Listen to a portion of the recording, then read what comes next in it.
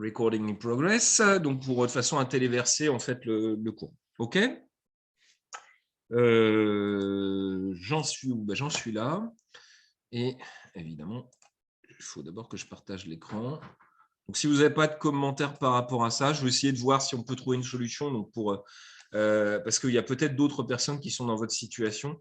Madame Hortense, voilà. Et puis, donc ça, c'est mon emploi du temps. Vous n'avez pas à voir ça. Est-ce que vous voyez mon écran?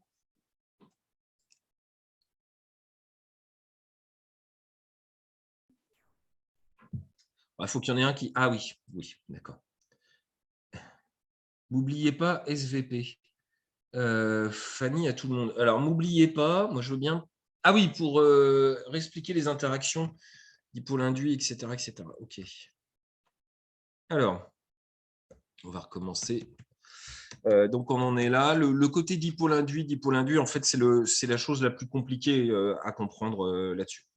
On va reprendre, en fait, gardez en tête qu'il y a toujours une interaction entre un plus et un moins. D'accord? Si vous regardez en tête un petit peu cet aspect électrostatique, c'est pas mal parce que finalement c'est ce qui va être…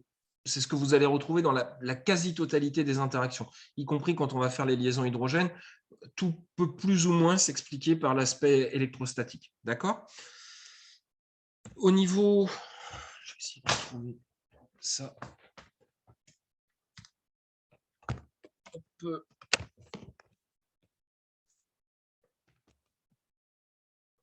Je ne sais pas si vous voyez ma tête du coup.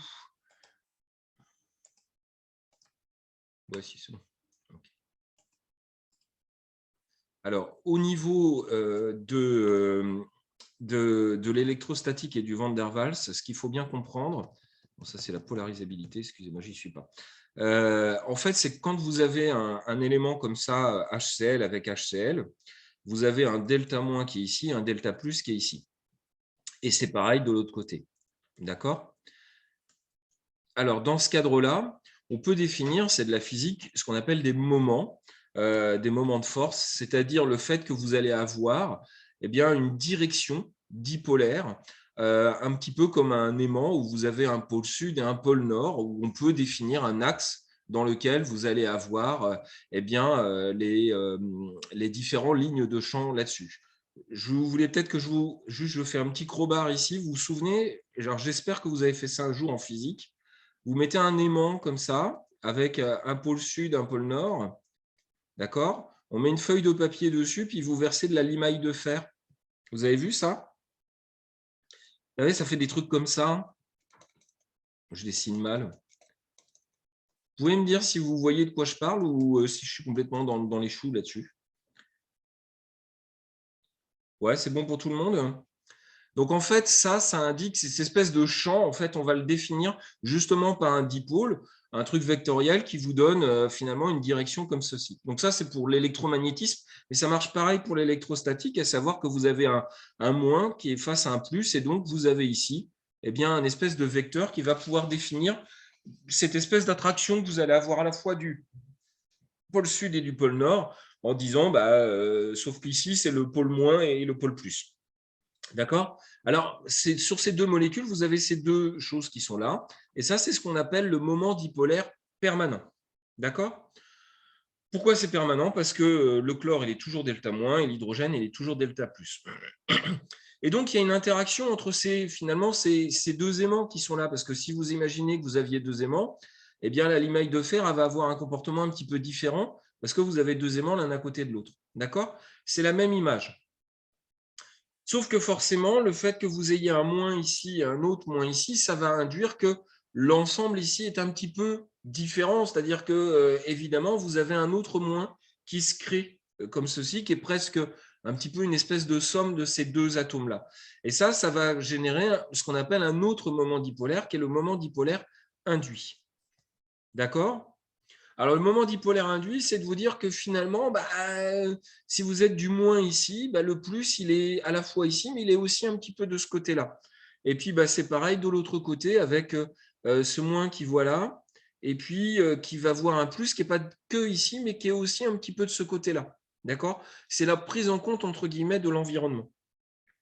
Et donc, évidemment, tout ça fait des interactions. Donc, vous allez avoir des interactions entre les moments dipolaires permanents et permanents, c'est un petit peu ce que j'ai représenté là, mais les nouveaux champs, entre guillemets, qui se sont créés par le fait que vous avez les deux molécules l'une à côté de l'autre. Et ça, c'est ce qu'on appelle les interactions entre les moments dipolaires induits et les moments dipolaires non et permanents, et les moments dipolaires induits et les moments dipolaires induits.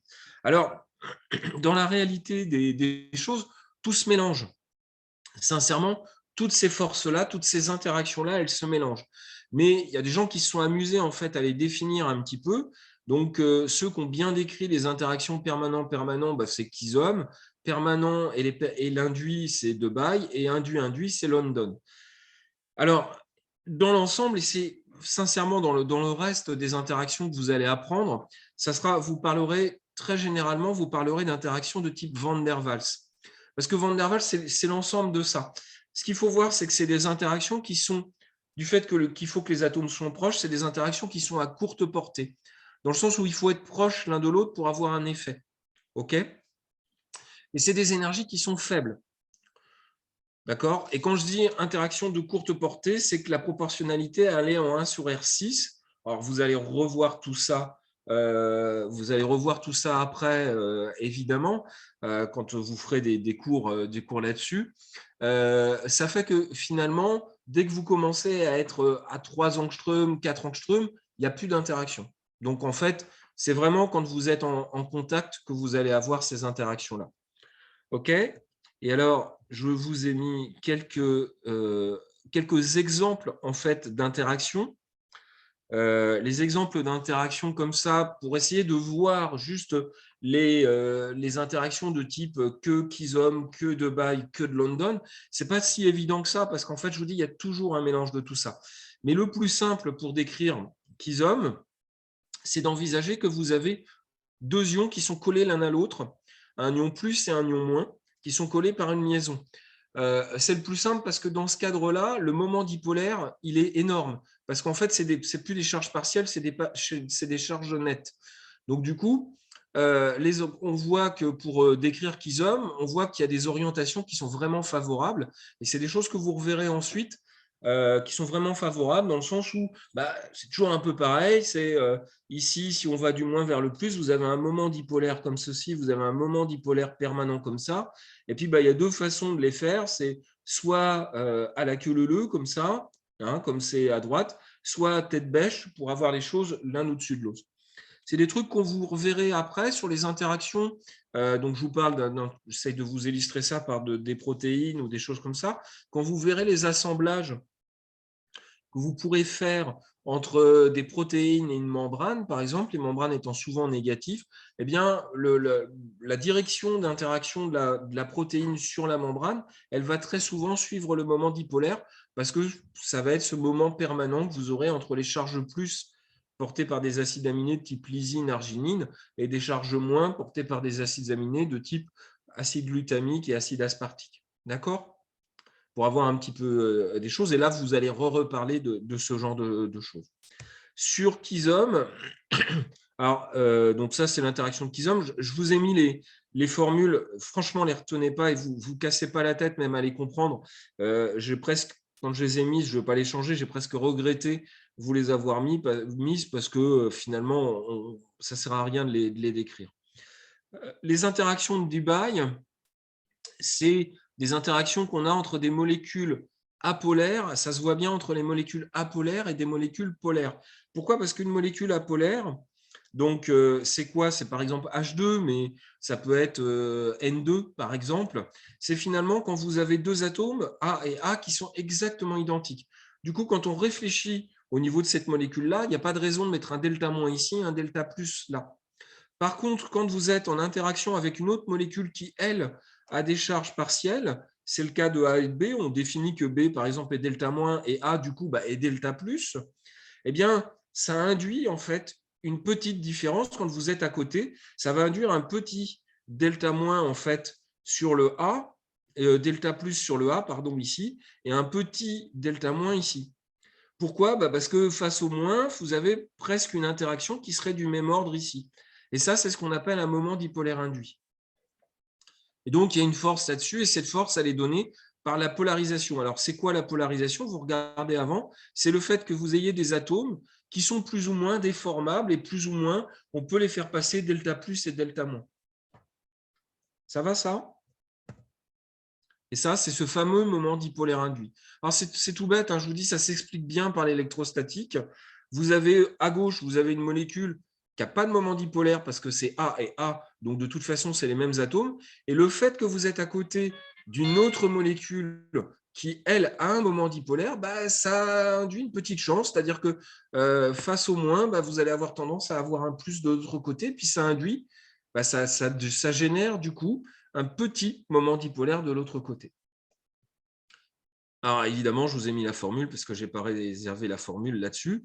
Et les dernières, c'est les interactions de London. Elles sont entre moment induit et moment induit. Alors, les interactions de London, clairement, vous allez les rencontrer dans des molécules que vous allez appeler molécules hydrophobes.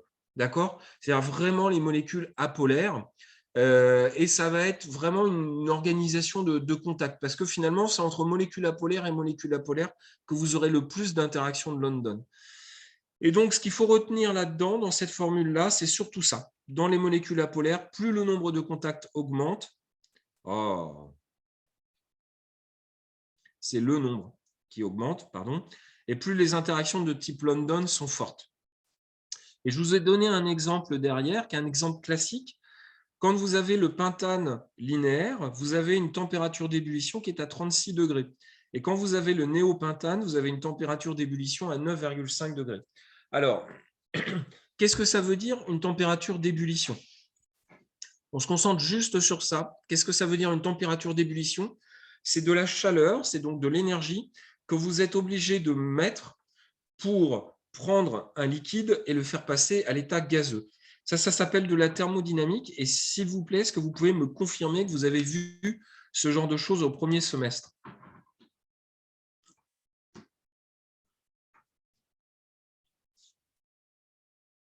Ouais, ok. C'est toujours le problème de la thermo. La thermo, en fait, c'est des relations entre des structures, même des structures très complexes, et puis un concept qui est quand même assez vague, qui est l'énergie. D'accord? Mais clairement, voyez un petit peu ça comme étant un passage de matière. Vous avez un liquide. La molécule dans le liquide, elle est bien. Si vous voulez le passer à l'état gazeux, il faut le tirer. Essayez de prendre ça en tête. Il faut le tirer pour l'envoyer en l'air, d'accord, sous forme gazeuse. Et pour faire ça, il faut de l'énergie. Si la température est élevée, ça veut dire qu'il faut plus d'énergie qu'une autre température quand on compare deux températures. Donc ici, entre le néopentane et le pentane linéaire, eh bien, il vous faut plus de température, une température plus élevée pour le pentane linéaire que le néopentane. Donc, en gros, il faut plus d'énergie pour le pentane linéaire que le néopentane. Or, si vous regardez un petit peu les masses molaires, ce sont deux isomères. On reparlera des isomères, je vous promets. C'est deux isomères. Donc, a priori, les molécules, de par leur formule brute, elles ont la même masse. Donc, normalement, puisqu'elles ont la même formule brute, donc même masse molaire, donc normalement, on devrait avoir les mêmes températures. Sauf que le pentane linéaire, eh bien, il vous faut plus d'énergie. Pourquoi il faut plus d'énergie? Parce que quand vous avez le pentane linéaire, en fait, vous avez tendance à les aligner comme ça et vous allez avoir des contacts entre eux. D'accord? Et ces contacts-là, ce sont des interactions de London dans ce cadre-là. OK? Après, on met tout ça dans le Van der Waals. Si vous me dites que c'est des interactions de Van der Waals, ça va aussi. Mais là, c'est pour décrire un petit peu mieux le système. Dans le néopentane, où vous avez quelque chose qui est un petit peu plus rabougri, eh ben, vous avez moins de contacts. Si vous avez moins de contacts, ça sera plus facile à, entre guillemets, casser ces contacts pour faire passer de l'état liquide à l'état gazeux. Ça va, ça? Et si ça va, j'ai perdu un petit peu de temps, mais c'était peut-être important de refaire ce point-là.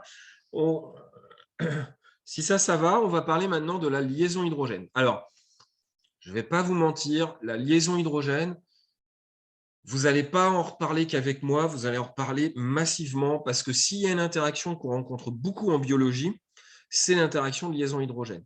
D'accord?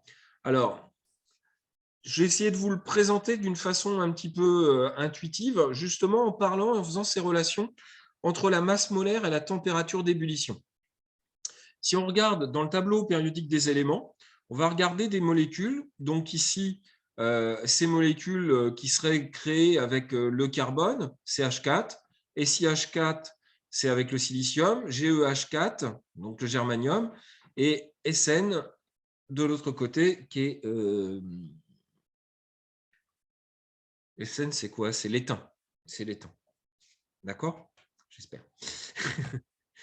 SNH4. Donc, clairement, vous avez à chaque fois, forcément, quand on passe d'une période à une autre période, vous avez la masse molaire qui change. Donc, le carbone, c'est 12. La masse molaire totale, ce n'est pas 14, c'est 16. Bon, excusez-moi. Hein. Bref. SiH4, 32, GeH4, 77, 123. La température d'ébullition, elle est de plus en plus élevée quand on suit ces lignes-là. D'accord? Alors, quand on suit ces lignes-là, plus la température, plus la masse molaire est élevée, d'accord, et plus la température d'ébullition est élevée. Pourquoi? Parce qu'il vous faut plus d'énergie pour lever les molécules et les passer de la phase liquide à la phase gazeuse. C'est un petit peu, pour vous prendre un exemple extrême, c'est un petit peu comme si vous preniez des boules de pétanque et des boules de ping-pong. C'est plus facile de lever des boules de ping-pong et de les amener en l'air dans l'état gazeux que des boules de pétanque. D'accord? C'est exactement pareil. Et si vous regardez, on a une relation à peu près linéaire entre la masse molaire qui est ici, des atomes, donc j'ai mis CH4, SiH4, et GeH4 et SNH4, et la température d'ébullition. Donc, en gros, plus vous êtes lourd et plus il vous faut de l'énergie pour passer de l'état liquide à l'état gazeux. Ça va, ça? Si ça va, on peut passer à l'autre ligne, pardon, l'autre colonne. L'autre colonne, c'est l'azote, le phosphore, l'arsenic et l'antimoine. D'accord? Donc ici, vous avez les températures d'ébullition de l'azote, phosphite, pH3, ASH3, SbH3. D'accord? On continue à mettre les masses molaires qu'il y a là et les températures d'ébullition. On voit une certaine anomalie pour NH3. Ici, j'ai gardé en fait CH4. Ici, c'est CH4. Et CH4, c'est pour vous donner en fait cette espèce de ligne de montée ici.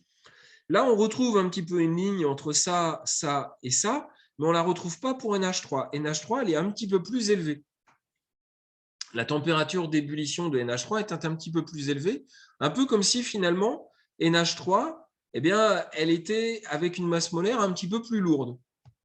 Donc, c'est un peu bizarre. On devrait avoir quelque chose de linéaire. Le pire arrive sur cette ligne, sur cette colonne-là, la colonne des chalcogènes. Vous avez H2O, H2S, H2SE et H2TE, donc le tellure. Eh bien, vous voyez que H2O, finalement, alors qu'il a une petite masse molaire, il a une température d'ébullition qui est très élevée. En fait, tout se fait comme si H2O était plus lourd que H2TE ou H2S. Et ce n'est pas logique. En fait, pourquoi il y a ça? C'est tout simplement, alors là, c'est pareil, je vous le refais avec HF, où vous avez encore cette anomalie-là. Pourquoi on a ces situations-là? C'est qu'il y a une interaction intermoléculaire qui est présente, et c'est la liaison hydrogène. Si on reprend l'exemple avec l'eau, quand je vous parle un exemple avec des boules de pétanque et les balles de ping-pong, c'est pareil, sauf que H2O, qui devrait être la balle de ping-pong, eh bien, c'est comme si finalement elle avait le même poids que la boule de pétanque. Et pourquoi elle a le même poids? C'est parce que quand vous allez lever H2O, lever donc la boule de ping-pong, en fait, comme vous avez des interactions entre toutes les molécules d'eau, eh bien, vous êtes en train de lever l'ensemble des molécules d'eau ensemble. Et donc, pas une molécule d'eau, mais plein de molécules d'eau. Et si bien que pour passer de l'état liquide à l'état gazeux, en fait, vous êtes obligé de casser cette énergie de liaison hydrogène. Et donc, cette liaison hydrogène, comment on va la définir? Encore une fois, on va la définir un petit peu comme une interaction électrostatique. On les rencontre principalement dans les composés qui ont une interaction qui ont une liaison entre, par exemple, un halogène. Donc, halogène, c'est X souvent qui est représenté, et puis un hydrogène. Donc, c'est ce que vous allez avoir dans l'acide chlorhydrique, l'acide bromhydrique, etc., etc. Mais dans tout ce qui va être OH ou NH, par exemple, vous allez les rencontrer, ce genre de situation. La liaison hydrogène, et ça, c'est vraiment important, ça met en jeu 3 partenaires. Premier partenaire, il vous faudra un atome donneur de liaison hydrogène. Ici, c'est N. Ça peut être un oxygène, ça peut être un chlore, etc., etc. Il vous faut un atome, donc finalement un atome delta-. Il vous faut un atome accepteur de liaison hydrogène. Ici, c'est un oxygène. Il vous faut aussi un atome qui est delta-. Et entre les deux, il vous faut un hydrogène. Donc ici, l'hydrogène est là. Alors, par définition, celui-là est nommé donneur. Celui-là, c'est l'hydrogène. Et celui-là, c'est l'accepteur de liaison hydrogène. OK? L'autre particularité, c'est que vous avez 3 atomes. Et en fait, on se rend compte que ces 3 atomes, ils doivent être sur la même ligne. On parle de collinéarité. Ça vous renvoie à des exos de maths au collège peut-être ou au lycée. Vous savez, quand on est sur la même ligne, on est collinéaire des 3 partenaires. Et ça, c'est quelque chose qui va être particulièrement important, surtout en biologie. Parce qu'en biologie, ça va vous expliquer pourquoi finalement les bases d'ADN, elles sont dans le même plan comme ceci. D'accord? Et pourquoi les hélices alpha des protéines et les feuillets bêta des protéines, elles sont à peu près dans le même plan ou elles font des espèces de spirales. D'accord? Donc, la géométrie d'une liaison hydrogène, il faut que l'azote, l'hydrogène, alors ça, c'est pas dur d'être sur la même ligne, hein, parce que ça, c'est la liaison. Donc, c'est normal. Mais avec l'oxygène, il faut que peu ou prou, vous soyez à peu près sur la même longueur, à peu près, pardon, sur la même ligne. C'est une interaction donc directionnelle qui s'établit sur une courte distance. Alors, typiquement, vous avez 1,8 angstrom ici. Alors, je vous dis 1,8 angstrom, ça marche à 2 angstrom, 2, 4, etc. Mais après 3 angstrom, ça ne se fonctionne plus. Et ça, je voudrais que vous le reteniez, c'est énergétiquement faible. D'accord? C'est 10 fois moins fort qu'une liaison covalente. Donc, c'est faible. Et sauf que, comme on le voit souvent en biologie, il y a beaucoup de biologistes qui vous disent « Ah, c'est super, tu as des liaisons hydrogènes, c'est fort. » Non, la liaison hydrogène, c'est une interaction qui est faible. Mais par contre, vous allez avoir un effet qu'on va rediscuter un petit peu après sur le fait qu'on va le rencontrer massivement et pourquoi on va le rencontrer massivement et pourquoi ça a autant d'importance en biologie. Le donneur et l'accepteur sont tous les deux delta-. C'est ce qui est représenté justement dans ce schéma-là. Tous les deux sont delta- ici et ici. Alors, la liaison hydrogène, donc, elle est intéressante dans la cohésion des phases. Alors, pourquoi vous avez ce delta-? Là, je n'ai pas résisté à vous mettre une orbitale. En fait, vous vous souvenez, H2O et H2O. H2O, c'est AX2, E2. D'accord? C'est une molécule qui est coudée, mais c'est un espèce de tétraèdre. Et c'est pareil pour celui-là. AX2, E2. Et en fait, vous avez, ce qu'on représente ici, c'est les doublets. Hein. On l'a vu ensemble. Hein. Mais ça, c'est des doublets. Et en fait, c'est clairement le doublet, le delta plus qui est là, qui va aller faire coucou en fait au doublet de l'oxygène. Donc, vraiment, on a quelque chose de très précis dans le positionnement de l'eau notamment, mais aussi d'autres choses que vous allez pouvoir retrouver sur ce genre de description. D'accord ? Alors, je ne pense pas que j'en dis beaucoup plus. Je vous ai représenté, alors je ne sais pas si vous voyez un petit peu les animations. Donc, je vous ai présenté donc, la liaison hydrogène dans les molécules d'eau, parce que vous en reverrez beaucoup. Dans 2 phases condensées. Ici, c'est le liquide. Alors, dit comme ça, c'est joli. En fait, vous voyez que ça bouge un petit peu. En fait, vous avez des espèces de formations continuelles de liaison hydrogène dans le liquide. C'est-à-dire que dans l'eau liquide, eh bien, les molécules d'eau continuellement font des liaisons hydrogène entre un hydrogène et un oxygène. Et c'est pour ça que l'eau, la flotte, hein, celle qu'on utilise. C'est pour ça que c'est une phase qui est très condensée, plus condensée que la glace, qui est assez étonnant, qui est à droite. C'est plus condensé. Et c'est aussi pour ça que, la température d'ébullition de l'eau, elle est à 100 degrés Celsius, parce que finalement, toutes les molécules d'eau sont plus ou moins en interaction avec les autres au cours du temps. Sur la phase que vous avez à droite qui tourne, qui est la glace, qui est une phase de glace en fait, alors désolé pour mon ami, mais je n'ai pas moyen de l'arrêter. En fait, c'est un petit peu différent, dans le sens où les molécules d'eau, du fait de la glace, quand vous êtes dans le solide, les molécules d'eau ne bougent pas, contrairement au liquide qui est là. Et du coup, on se rend compte que vous avez, dans ces organisations-là, vous avez des trous. Et c'est pour ça que la glace prend plus de place que de l'eau. D'accord ? C'est un truc classique, hein, si vous faites des mojitos ou des choses comme ça, hein, vous mettez plein de glaçons, vous mettez de l'eau, vous êtes tranquille. Quand les glaçons vont fondre, eh bien, vous verrez que vous allez pas perdre, enfin, vous allez plutôt perdre en liquide que déborder. Alors que normalement, le solide prend moins de place que le liquide. Vous penserez à moi quand vous prendrez un mojito dans ce cadre-là. D'accord ? Bon, je pense que vous aviez déjà vu ça, hein, c'est un truc un petit peu bizarre, mais c'est dû au fait que les liaisons hydrogènes sont bien positionnées dans le solide. Revenez sur ce que j'ai parlé du solide cristallin, où vous avez à chaque fois une alternance entre un Na+, un Cl-, c'est ce qu'on avait fait dans ce qu'on appelle une maille cristalline. Dans la glace, c'est pareil, sauf qu'on voit apparaître des trous. Et donc, du coup, comme il y a des trous, finalement, ça prend plus de place que dans le liquide où tout s'approche. Mais par contre, les molécules dans le liquide, on n'oublie pas, les molécules bougent et vous avez continuellement des échanges. OK ? Alors, et ça, on va refaire ça en TD.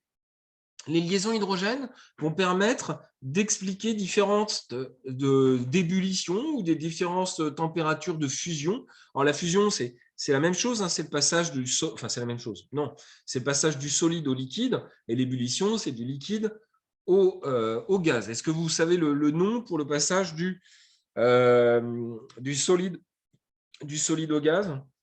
Vous savez le nom de ça?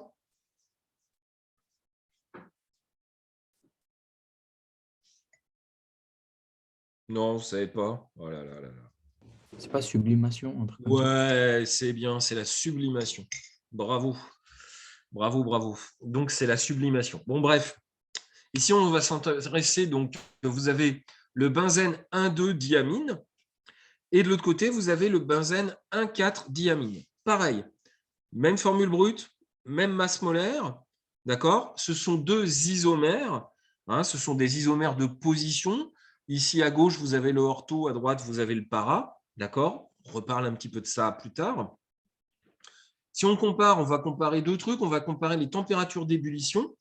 La température d'ébullition, normalement, logiquement, on devrait avoir la même.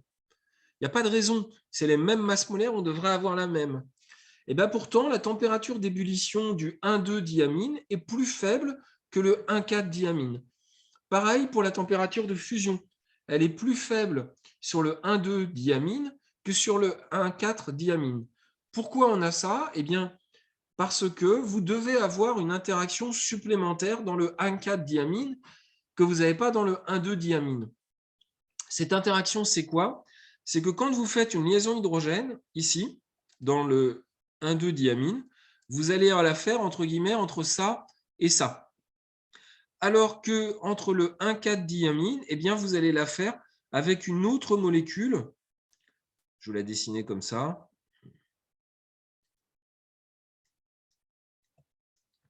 Vous allez la faire entre deux autres molécules de 1,2-diamine. Et donc, ces interactions-là, elles vont être intermoléculaires, alors que celles-ci vont être intramoléculaires. Du coup, comme elles sont intramoléculaires, enfin, j'espère que vous comprenez bien, mais vous reverrez ça en TD. Hein. Comme elles sont intramoléculaires, c'est un peu comme ma boule de ping-pong qui est toute seule, donc on arrive un peu plus facilement à la sortir du système. Alors que quand elles sont intra, c'est comme si en tirant, vous tirez beaucoup plus de balles que vous êtes espéré, un petit peu comme si elles étaient collées les unes aux autres. D'accord? Donc, c'est ce genre de situation que vous allez pouvoir retrouver. Alors, la liaison hydrogène, donc je vous le dis, elle a une importance toute particulière en biologie. Dans les acides nucléiques, alors, dans les acides nucléiques, c'est les ADN et les ARN. Hein, bon, j'espère que là, je ne vous apprends rien. Je vais représenter à droite une représentation d'ADN un petit peu courbée, c'est assez joli. Dans les interactions de type AU pour les ARN ou AT pour les ADN, là, la différence entre le T, c'est que ici, vous avez un CH3 quand c'est le T. Mais je pense, j'espère, je pense que je ne vous apprends rien. Dans les AT ou les AU, vous avez 2 liaisons hydrogènes. Dans les GC, vous avez 3 liaisons hydrogènes. C'est un truc très classique en biologie. Quand vous faites des alternances de GC, vous allez avoir un ADN qui va tenir bien plus facilement ensemble que si vous avez des AT qui va correspondre à des interactions qui vont être un petit peu plus faibles au niveau de la liaison hydrogène. D'accord ? Et donc, c'est quelque chose, évidemment, qu'on va revoir continuellement. Ce n'est pas une interaction forte, et heureusement que ce n'est pas une interaction forte biologiquement parlant, parce que l'ADN, si on réfléchit bien, l'ADN, il doit aussi pouvoir s'ouvrir. Si vous avez une interaction qui est trop forte, vous n'arriverez jamais à ouvrir les gènes, et donc il n'y aurait pas de lecture. Et c'est tout le problème en fait de la biologie, c'est que toutes les interactions que vous voyez en biologie, ce n'est pas des interactions qui sont très fortes, parce que c'est des interactions qu'on doit pouvoir défaire et refaire. Et en biologie, ce qui se passe souvent, c'est des équilibres entre des moments où c'est ouvert et des moments où c'est fermé, parce que il y a des messages chimiques et des messages biochimiques en fait qui doivent s'établir comme ça. Dans les protéines, en fait, on a aussi également beaucoup de liaisons hydrogènes. Alors, pour une protéine, c'est un peu moins simple à voir, et puis je ne pense pas que vous ayez l'habitude de ça. Vous avez entendu parler des histoires de structures secondaires, feuillet bêta, hélice alpha, gamma turn, des trucs comme ça. Vous avez entendu parler de ça ou pas? Je regarde sur ma droite, j'ai le chat. Bon, voilà, je ne vous apprends rien. Pour les protéines, ouais, parce que pour les ADN, si vous me parlez de feuillet bêta, c'est mal barré. Pour les protéines, oui, vous avez vu ce genre de choses. Eh bien, c'est effectivement ce qui va permettre la cohésion des protéines. Il n'y a pas que ça qui permet de stabiliser les protéines, mais ça fait partie des interactions. Ici, sur les hélices alpha, en fait, alors c'est représenté, c'est pas très clair, c'est représenté en violet ici, ici et ici. En fait, vous avez régulièrement un espèce de réseau de liaisons hydrogènes qui se crée comme ça. Sur les feuillets bêta, eh bien, c'est plus sur des brins, des morceaux de brins l'un en face de l'autre, où vous allez avoir des liaisons hydrogènes. Et puis, vous avez d'autres types d'interactions. Là, ici, c'est une interaction entre une partie de feuillet bêta et une partie d'hélice alpha. Donc, c'est quelque chose qu'on rencontre très souvent en biologie. Mais alors, la question qu'on peut se poser, c'est vous êtes en train de me dire que ce n'est pas une interaction forte et pourtant, on la voit partout. En fait, on a un effet qu'on appelle l'effet Gulliver dans la biologie, c'est-à-dire que ce qui fait tenir une protéine, ce n'est pas une liaison hydrogène, mais c'est un ensemble de liaisons hydrogènes. Alors, je ne sais pas si vous connaissez cette espèce de légende ou ce conte de Gulliver. En fait, c'est un géant qui se promène et puis qui détruit un village, et un village de petits bonshommes là, qui sont là, et finalement, ils arrivent, ils s'endorment, et ils arrivent quand même à le maintenir en mettant plein de liens sur la personne. Et s'il arrive sans aucun problème à casser chacun des liens, eh bien, le fait d'en avoir une représentation globale et d'en avoir partout, le plaque au sol comme ceci. Les liaisons hydrogènes, vous verrez dans les protéines, ça fait ça. Les liaisons hydrogènes, c'est sur l'ensemble de la protéine, et c'est ça qui assure une cohésion de votre ensemble de protéines. Donc, l'important, ce n'est pas tellement la force d'une liaison hydrogène, mais c'est le nombre de liaisons hydrogènes qui va vous permettre en fait d'avoir ça. Je vais continuer, je vais passer assez vite sur un autre cas, sur des choses qui sont intéressantes, sur de la mouillabilité. Alors, je n'ai pas les titres, je suis désolé. Sur la miscibilité et la mouillabilité.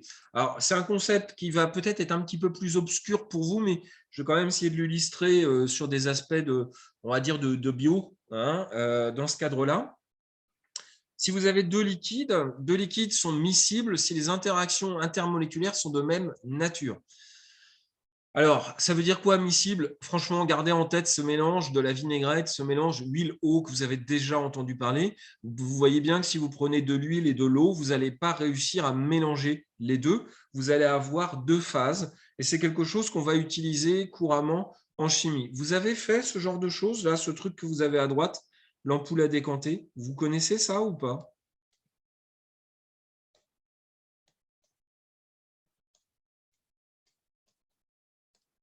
Ah, bah c'est bien. Vous faites ça, vous avez fait ça en TP un jour au lycée ou est-ce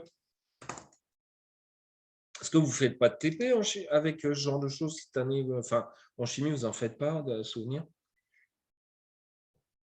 Bon, en chimie, en fait, hein, quand on fait de la synthèse, quand on essaye de construire des molécules, le problème, c'est que vous construisez la molécule, enfin, vous faites la réaction le lundi matin, mais la réalité de la chimie, c'est qu'en fait, on obtient toujours un mélange infâme de plein de produits. Et le gros du boulot de celui qui fait de la synthèse, c'est justement de séparer l'ensemble de ces produits de façon à obtenir le produit pur qu'il veut. Ça fait un peu Breaking Bad quand je dis l'objectif, c'est d'obtenir le produit pur, mais je vous assure, en chimie, c'est ça. Et donc, on fait plein de choses pour essayer de séparer les composés, des distillations, des recristallisations, etc., etc. Mais une des méthodes qu'on utilise beaucoup, c'est l'appétence que vont avoir certaines molécules pour une phase, on va dire organique, une phase hydrophobe, et d'autres pour une phase plutôt eau, une phase hydrophile. En gros, si vous mettez dans une vinaigrette, si vous mettez, donc vous avez un mélange huile-eau, si vous mettez le sel, NaCl, vous allez le retrouver dans l'eau, mais pas dans l'huile. D'accord? Donc, c'est ce qu'on fait dans les cadres d'ampoules à décanter et c'est des choses qu'on utilise pour justement séparer des composés.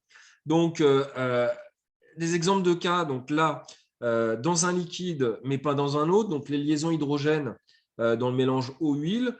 Il y a des liaisons H que vous pouvez avoir dans les deux liquides. Donc, le mélange eau-alcool, c'est un mélange pour le coup qui devient miscible, hein, parce que dans l'eau et dans l'alcool, bah, vous faites des liaisons hydrogènes et vous pouvez avoir aussi des molécules polaires et polarisables qui vont être mises ensemble et qui vont pouvoir être mises de la même façon.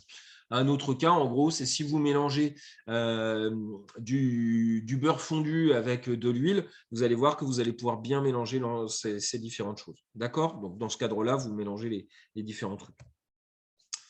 Alors, ces histoires de mouillabilité, c'est quoi? C'est des choses que vous avez dû déjà voir peut-être sur ce qu'on appelle l'interaction que vous allez avoir entre une surface et puis une goutte.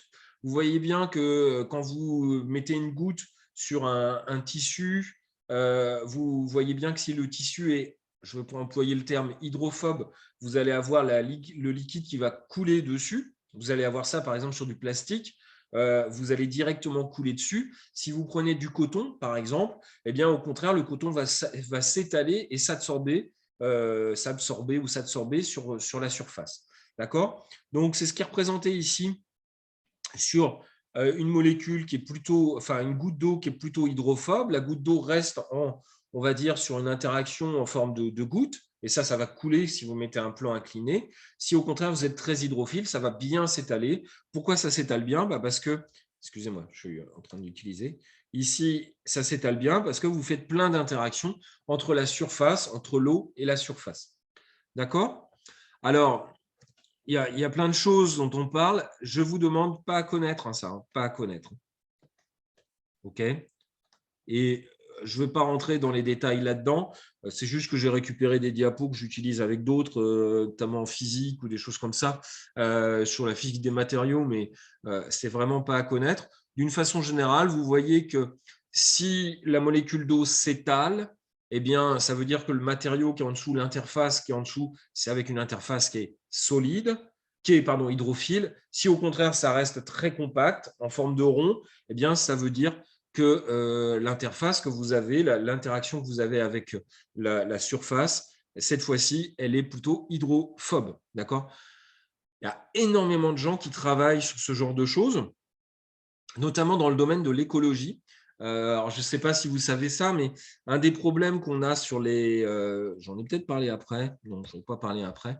Un des problèmes qu'on a en écologie, c'est pas tant la bagnole, c'est plutôt les bateaux. Parce que quand vous êtes dans un bateau qui part avec un moteur, en fait, vous êtes obligé, en avançant, de casser toutes les molécules d'eau qui sont autour de vous.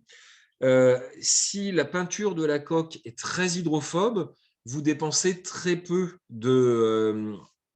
vous dépensez assez peu de fuel et d'essence que si, au contraire, la surface est très hydrophile. Ça paraît assez logique comme ça. Sauf que ce qui se passe sur les coques des bateaux, c'est qu'assez rapidement, vous avez des mollusques marins, des émoules, je ne vais pas les faire tous, hein, mais plein de mollusques marins qui vont se mettre sur la coque comment s'appelle de votre bateau, et c'est ça qui va la rendre hydrophile avec le temps. C'est ce qu'on appelle le biofouling, enfin, etc. Et donc, un des problèmes écologiques, c'est justement d'empêcher les mollusques de se positionner sur la surface des bateaux. Je ne sais pas si vous avez ça en tête, hein, mais il y a, à titre d'indication, hein, il y a 680 millions de voitures diesel et essence qui sont j'ai quelqu'un qui lève la main. Si vous pouvez prendre la parole, si vous voulez. La mouillabilité, elle dépend du liquide ou de la surface? Alors, les deux. Là, ici, je suis en train de parler de la mouillabilité uniquement avec la flotte parce que c'est ce qui est le plus intéressant. C'est ce qu'on rencontre le plus. Mais évidemment, si vous changez le liquide et la surface, vous changez deux paramètres. La goutte, par exemple, si vous avez comment dire, un matériau qui est hydrophobe, si vous mettez de l'huile dessus, ça va tout à fait s'étaler pour le coup parce que les interactions seront de même type. OK. Là, je suis en train de parler, je suis parti dans mes bateaux là. Je suis en train de parler d'interaction entre le liquide qui est toujours le même, qui est l'eau. Dans beaucoup de cas, ce qui nous intéresse, c'est quand même l'eau. Et c'est vrai que vous, ce qui va vous intéresser, c'est quand même principalement l'eau parce que c'est le liquide que vous verrez le plus souvent. Je reprends mon truc d'écologie là. Je vous disais, il y a 680 millions de voitures et il y a 40 supertankers. Les 40 supertankers qui font le passage des meubles Ikea polluent plus que les 680 millions de bagnoles. D'accord ? Donc, réduire en fait la surface hydrophile des bateaux, c'est quelque chose qui est vraiment crucial pour baisser comment s'appelle la production de CO2. Alors, c'est des choses à avoir peut-être un petit peu en tête. Ça ne veut pas dire qu'il ne faut pas, ne pas faire des choses pour les voitures, et ça ne veut pas dire qu'il ne faut pas non plus essayer de réfléchir à acheter plus local. Mais bon, on va pas rentrer dans ce genre de débat. Mais ça a de l'importance. Et il y a beaucoup de recherches aujourd'hui qui sont adressées à la chimie, qui sont justement dans ces choses-là et dans ces questions-là, qui sont des questions sociétales fortes. Je vous ai mis une petite vidéo pour vous représenter un petit peu ces histoires de formation de boules. Donc, en fait, c'est une vidéo où vous faites bouger les molécules d'eau sur une surface qui est une surface hydrophobe. En l'occurrence, ici, c'est du graphite, c'est du graphène en l'occurrence, mais bon, c'est pas très, très grave. On voit un petit peu l'arrondi en fait, que vous êtes en train de faire. Ah, je suis en train d'arrêter ma vidéo. Enfin, vous voyez une espèce d'arrondi que vous êtes en train de faire. Je dessine mal, hein. C'est le fait que finalement, l'eau préfère faire des liaisons hydrogène un maximum avec lui-même et donc a tendance à se recroqueviller sur lui-même plutôt que d'interagir avec la surface parce qu'ici, il n'y a aucune raison, avec du carbone pur, il n'y a aucune raison de faire des interactions de type liaison hydrogène. Alors, c'est des choses qu'on va retrouver en biologie énormément dans un autre contexte parce que c'est ce qui est un petit peu facétieux avec le vivant, c'est que dans le vivant, on retrouve des moments où vous êtes hydrophobe, on retrouve des moments où vous êtes hydrophile. Alors, le grand classique de ça, c'est le tensioactif. Donc, le tensioactif, c'est quoi? C'est des substances qui vont avoir une partie hydrophile et une partie lipophile. Donc, hydrophile, c'est l'affinité pour l'eau et lipophile, c'est l'affinité pour les graisses, hein, ou hydrophobe. Et donc, l'organisation des tensioactifs, ça crée des micelles où vous avez plein d'interactions de London comme ceci dans les membranes, hein, et plutôt une partie hydrophile comme ceci. Donc, c'est ce que vous allez retrouver dans les membranes, c'est ce que vous allez retrouver aussi dans le savon quand vous avez ce genre de choses. D'accord? Quand on a le savon, hein, pour enlever du gras, je ne sais pas si vous cuisinez, quand vous avez du gras sur les mains, ça ne sert pas à grand-chose de passer à l'eau. De toute façon, quand on passe à l'eau, on voit bien qu'on a les mains qui restent bien grasses encore. Ce qui est très efficace dans ce cadre-là, c'est d'utiliser un tensioactif de type PEC citron, par exemple, ou de type savon tout court, avant même de se laver les mains.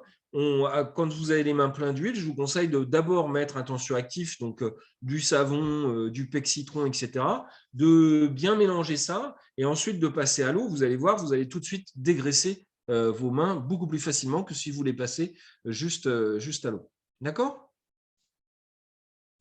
Alors, c'est des trucs qu'on retrouve énormément en biologie. Hein. Donc, vous avez à droite, je vous ai mis une capside virale donc, sur un virus qu'on connaît bien en ce moment. Hein. Vous avez ici une espèce de capsule ici, et ça, c'est une membrane en fait que vous avez ici.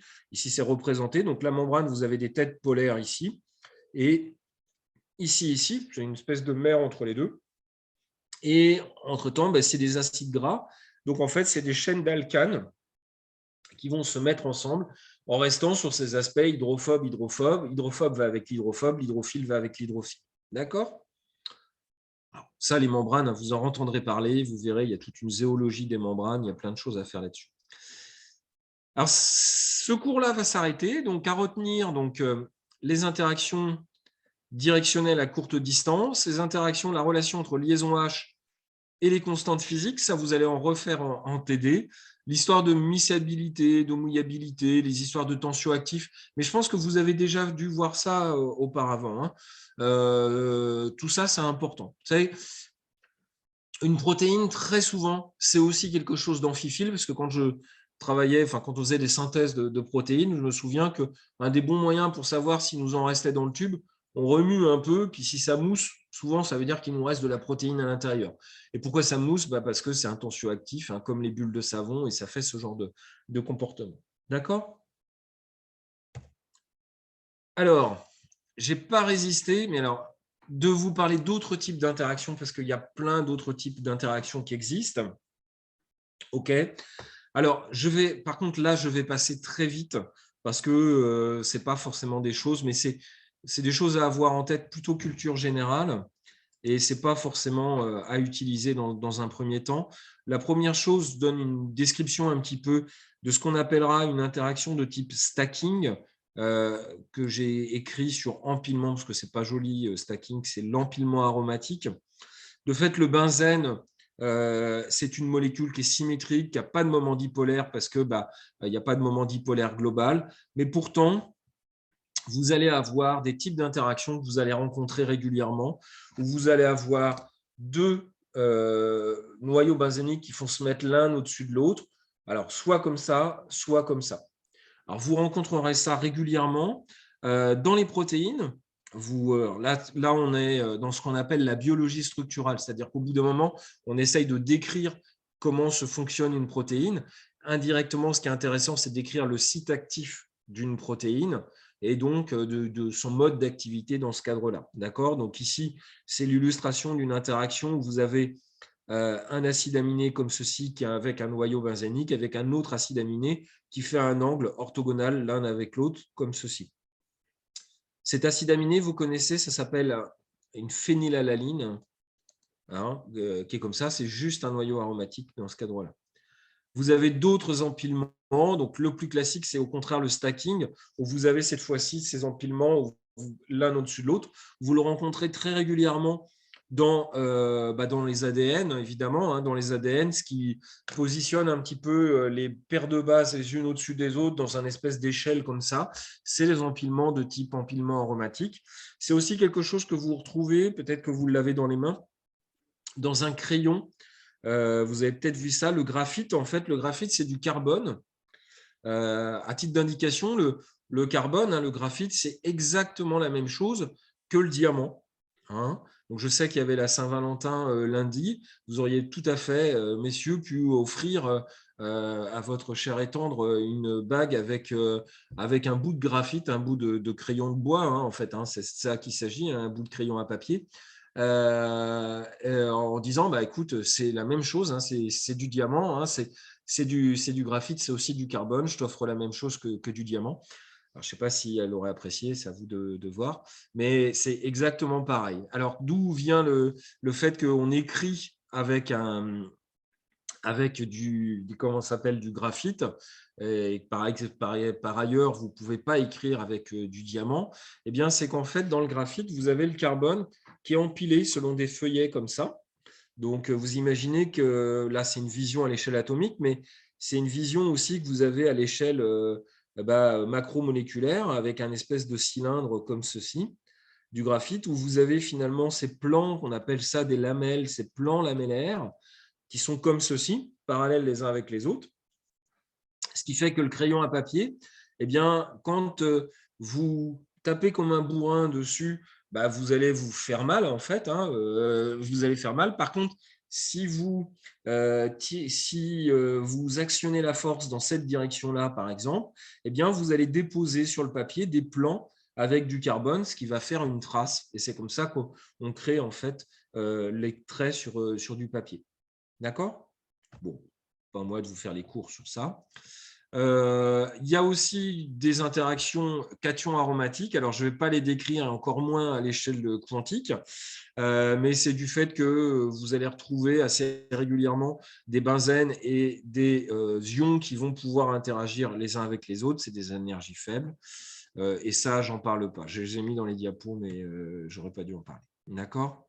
Donc, à retenir absolument, moi, ce que je voudrais que vous reteniez, c'est ça, juste celui qu'on a discuté, le fait que quand vous avez des noyaux aromatiques, donc des benzènes, entre guillemets, ou ce qui est apparenté au benzène, ils ont tendance à se mettre l'un au-dessus de l'autre, d'accord, ou de se mettre comme ceci. Ça, je veux que vous reteniez ça. Le reste, on oublie. OK? J'ai été un petit peu vite en besogne dans ce cadre-là. Et je crois que c'est la fin de ce cours-là. Alors, pour le coup, je suis désolé, mais j'ai pas de sucette à gagner, j'ai pas d'interrogation là-dessus. D'accord? C'est assez dommage, hein. C'est dommage. Mais par contre, on va partir sur un autre cours. Alors, si vous le voulez bien, si vous n'avez pas de questions, mais alors je l'ai téléversé, enfin je l'ai réactivé ce matin. Chimie organique.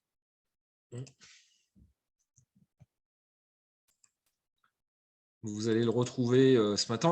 On va démarrer la chimie organique, il est temps. Et donc, on va passer un petit peu à une deuxième partie de cours. Il n'y a pas de questions sur tous ces aspects-là. Il y a pas mal de choses dont je vous ai parlé, vraiment de culture G. Mais à retenir, donc vous retenez uniquement l'interaction aromatique comme ça. Il y a une séance de TD qui va être portée là-dessus. Ce matin ou hier soir, vous avez eu un message. Donc, la semaine prochaine, c'est la semaine prochaine qu'il y a 4 heures de cours ou pas? Ou c'est la semaine d'après? Non, c'est la semaine du 4 mars. Pardon, du 4 mars, excusez-moi. La semaine du 28 au 4 mars, vous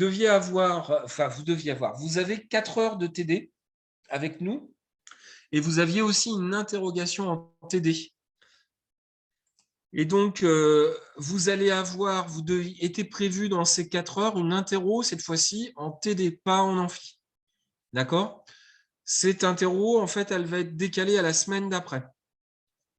L'objectif étant de pouvoir voir plus de choses en TD. OK? Ça va, ça?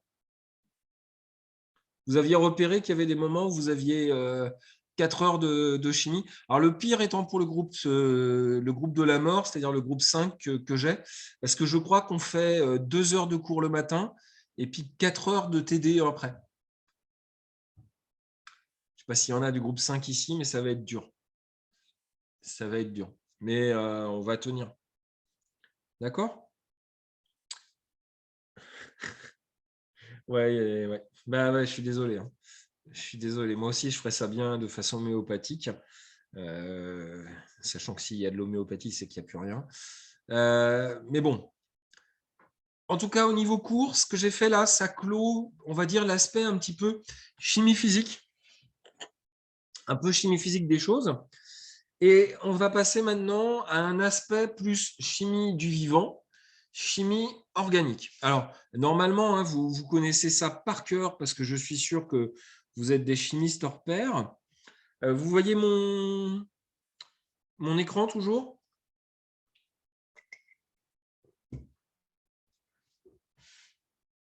Ouais, super. Et donc, on va passer sur cet aspect chimie organique et on va rentrer gentiment dedans. Mais je ne vais pas vous mentir, on a un moment à se faire, un truc, va falloir se le prendre, qui va s'appeler la stéréochimie. Il n'y aura pas moyen d'y échapper, d'accord? Et là, on va le faire, il faudra s'y mettre, d'accord? Pour l'instant, on va se cantonner à de la chimie organique, aujourd'hui un petit peu simpliste, c'est-à-dire on va rentrer dans les histoires de nomenclature. Ça va être une partie un petit peu révision dans ce cadre-là, mais il va falloir aussi un petit peu avoir ça en tête. D'accord? Alors, la seconde partie, en fait, c'est la chimie organique. C'est divisé en 4 parties. La première partie, c'est l'introduction, la représentation, quelques trucs sur les nomenclatures. La deuxième partie, ça va être l'isomérie, la stéréoisomérie. Puis après, on va parler d'effets électroniques, d'intermédiaires réactionnels. Ah, c'est des mots qui doivent être un petit peu plus compliqués. Et ensuite, on va rentrer dans ce qui fait le cœur de l'envie de tout ce qui est chimiste organicien. Parce que dans les chimistes, vous savez, il y a des clans différents. Il y a les chimistes inorganiciens, des chimistes analytiques, des chimistes théoriciens. Je fais partie de la catégorie chimiste théoricien. Et il y a les chimistes organiciens. Et leur grand truc, c'est les substitutions nucléophiles, les éliminations, etc. etc. D'accord? Et ça sera à la fin. Et quand on aura fini avec ça, eh ben, vous aurez fini avec moi en chimie. On passe à l'introduction de la chimie organique. Alors, c'est donc le cours, il est téléversé. Hein. Vous avez donc, on va parler d'introduction, de représentation moléculaire. Vous allez voir des trucs soft. Et puis, après, on va passer à la nomenclature. Et là, ça va être un petit peu plus compliqué. D'accord? Mais vous allez voir, ça va bien se faire. Donc, bienvenue en chimie organique, hein, où des questions de type où est-ce que tu ranges ton chloroforme ne sont pas suspectes, parce que c'est des choses qu'on utilise. Alors, l'omniprésence de la chimie organique dans notre quotidien, la chimie organique, elle est présente dans le vivant, dans les matériaux, dans l'artistique. Le cours sera en rediff, car GTP, je dois y aller. Alors, en fait, j'enregistre là, hein, donc normalement, hein, j'enregistre. Plus. Ouais, j'enregistre. Donc, normalement, c'est bon. Alors, je ne vais pas vous mentir, vous avez accès sur la chaîne YouTube au cours de l'année dernière. Hein. Donc, l'année dernière, tout était en Zoom. Le seul truc qu'il y a, c'est que l'année dernière, on n'avait pas fait les interactions non liantes. Donc là, voilà. Mais cette partie-là, vous l'avez même l'année dernière. Et normalement, je n'ai pas changé entre-temps. D'accord ? Il y a l'omniprésence de la chimie organique dans notre quotidien, donc dans le vivant, dans les matériaux, dans l'artistique et dans l'énergie. Je vous ai juste mis des exemples. La chimie organique, très simplement, c'est la chimie qui tourne autour du carbone et autour des molécules carbonées. OK ? Alors, je vous ai mis évidemment des exemples. Dans le vivant, je vous ai mis plein d'exemples différents. Sur la droite, vous avez une jolie molécule, je ne sais pas si, non, je n'ai pas des animes. Sur la droite, vous avez une jolie molécule d'ADN, un peu torsadée parce qu'il lui arrive quelque chose à l'intérieur. Et de fait, ici, je vous ai mis une molécule que j'espère vous connaissez qui s'appelle l'ATP, hein, adénosine triphosphate. Voilà.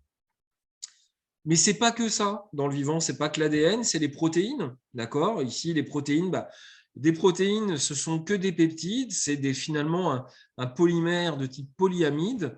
Et de fait, on aime bien dire ça en chimie pour un peu provoquer, c'est des assemblages de carbone, d'oxygène, d'azote. En gros, c'est un assemblage de liaisons CON, la blague à 2 balles. Mais c'est encore d'autres choses. Donc, il y a les membranes, je n'en ai pas parlé. Même la coque de ça, là, de crabe. Vous connaissez ce genre de truc, ça s'appelle de la chitine. De la chitine, en fait, c'est des sucres. Et des sucres, c'est de la chimie organique.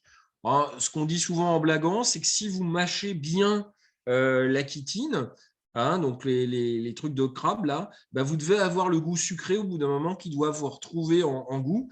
Alors, bon, vous avez une vie terrible hein, si vous commencez à bouffer les coques des crabes, mais clairement, en fait, au bout d'un moment, on retrouve le sucre.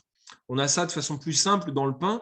Hein, dans le pain, si vous mâchez beaucoup en fait l'amidon, c'est aussi des sucres. On retrouve le goût sucré en fait de l'amidon du pain quand on mâche beaucoup.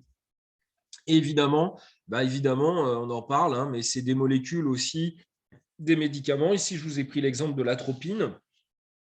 L'atropine, c'est un médicament qu'on retrouve dans la belladone. Ça vous fait écarquiller les yeux dans ce cadre-là. D'accord ? Donc, c'est juste des exemples hein, ici, évidemment. Dans les matériaux, on a les tissus. Donc, les tissus, par exemple, les polyamides, les polyacrylamides, etc., etc. Tout ça, ce sont des tissus qu'on porte hein, qui sont en fait de la chimie organique, mais c'est aussi des matériaux plus durs. Hein, notamment le PVC, par exemple, hein, c'est un matériau avec le polychlorure de vinyle, sont des matériaux comme ça, donc c'est des polymères. Vous retrouvez ça aussi sur le polytéréphtalate, ce qu'on appelle communément le téflon, en fait, qui font pour le coup des surfaces qu'on appelle super hydrophobes hein, dans ce cadre-là. Mais c'est aussi d'autres matériaux, notamment des matériaux durs comme le diamant. Je vous dis, le diamant, c'est que du carbone. D'ailleurs, je ne sais pas si vous le savez, mais le diamant, en fait, hein, si vous le brûlez, vous pouvez faire un barbecue avec du diamant. Hein. Il suffit de prendre beaucoup de diamants, de les mettre dans le barbecue. Faut initier hein, comme pour le charbon et vous pouvez vous faire griller des merguez avec un barbecue de diamants. D'accord ?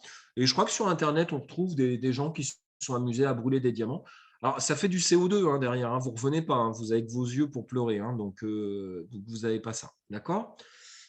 J'arrête avec le diamant, je passe à l'énergie. Alors, l'énergie, celle-là, elle est très critiquée pour de bonnes raisons, hein, évidemment. La pétrochimie, c'est aussi de la chimie.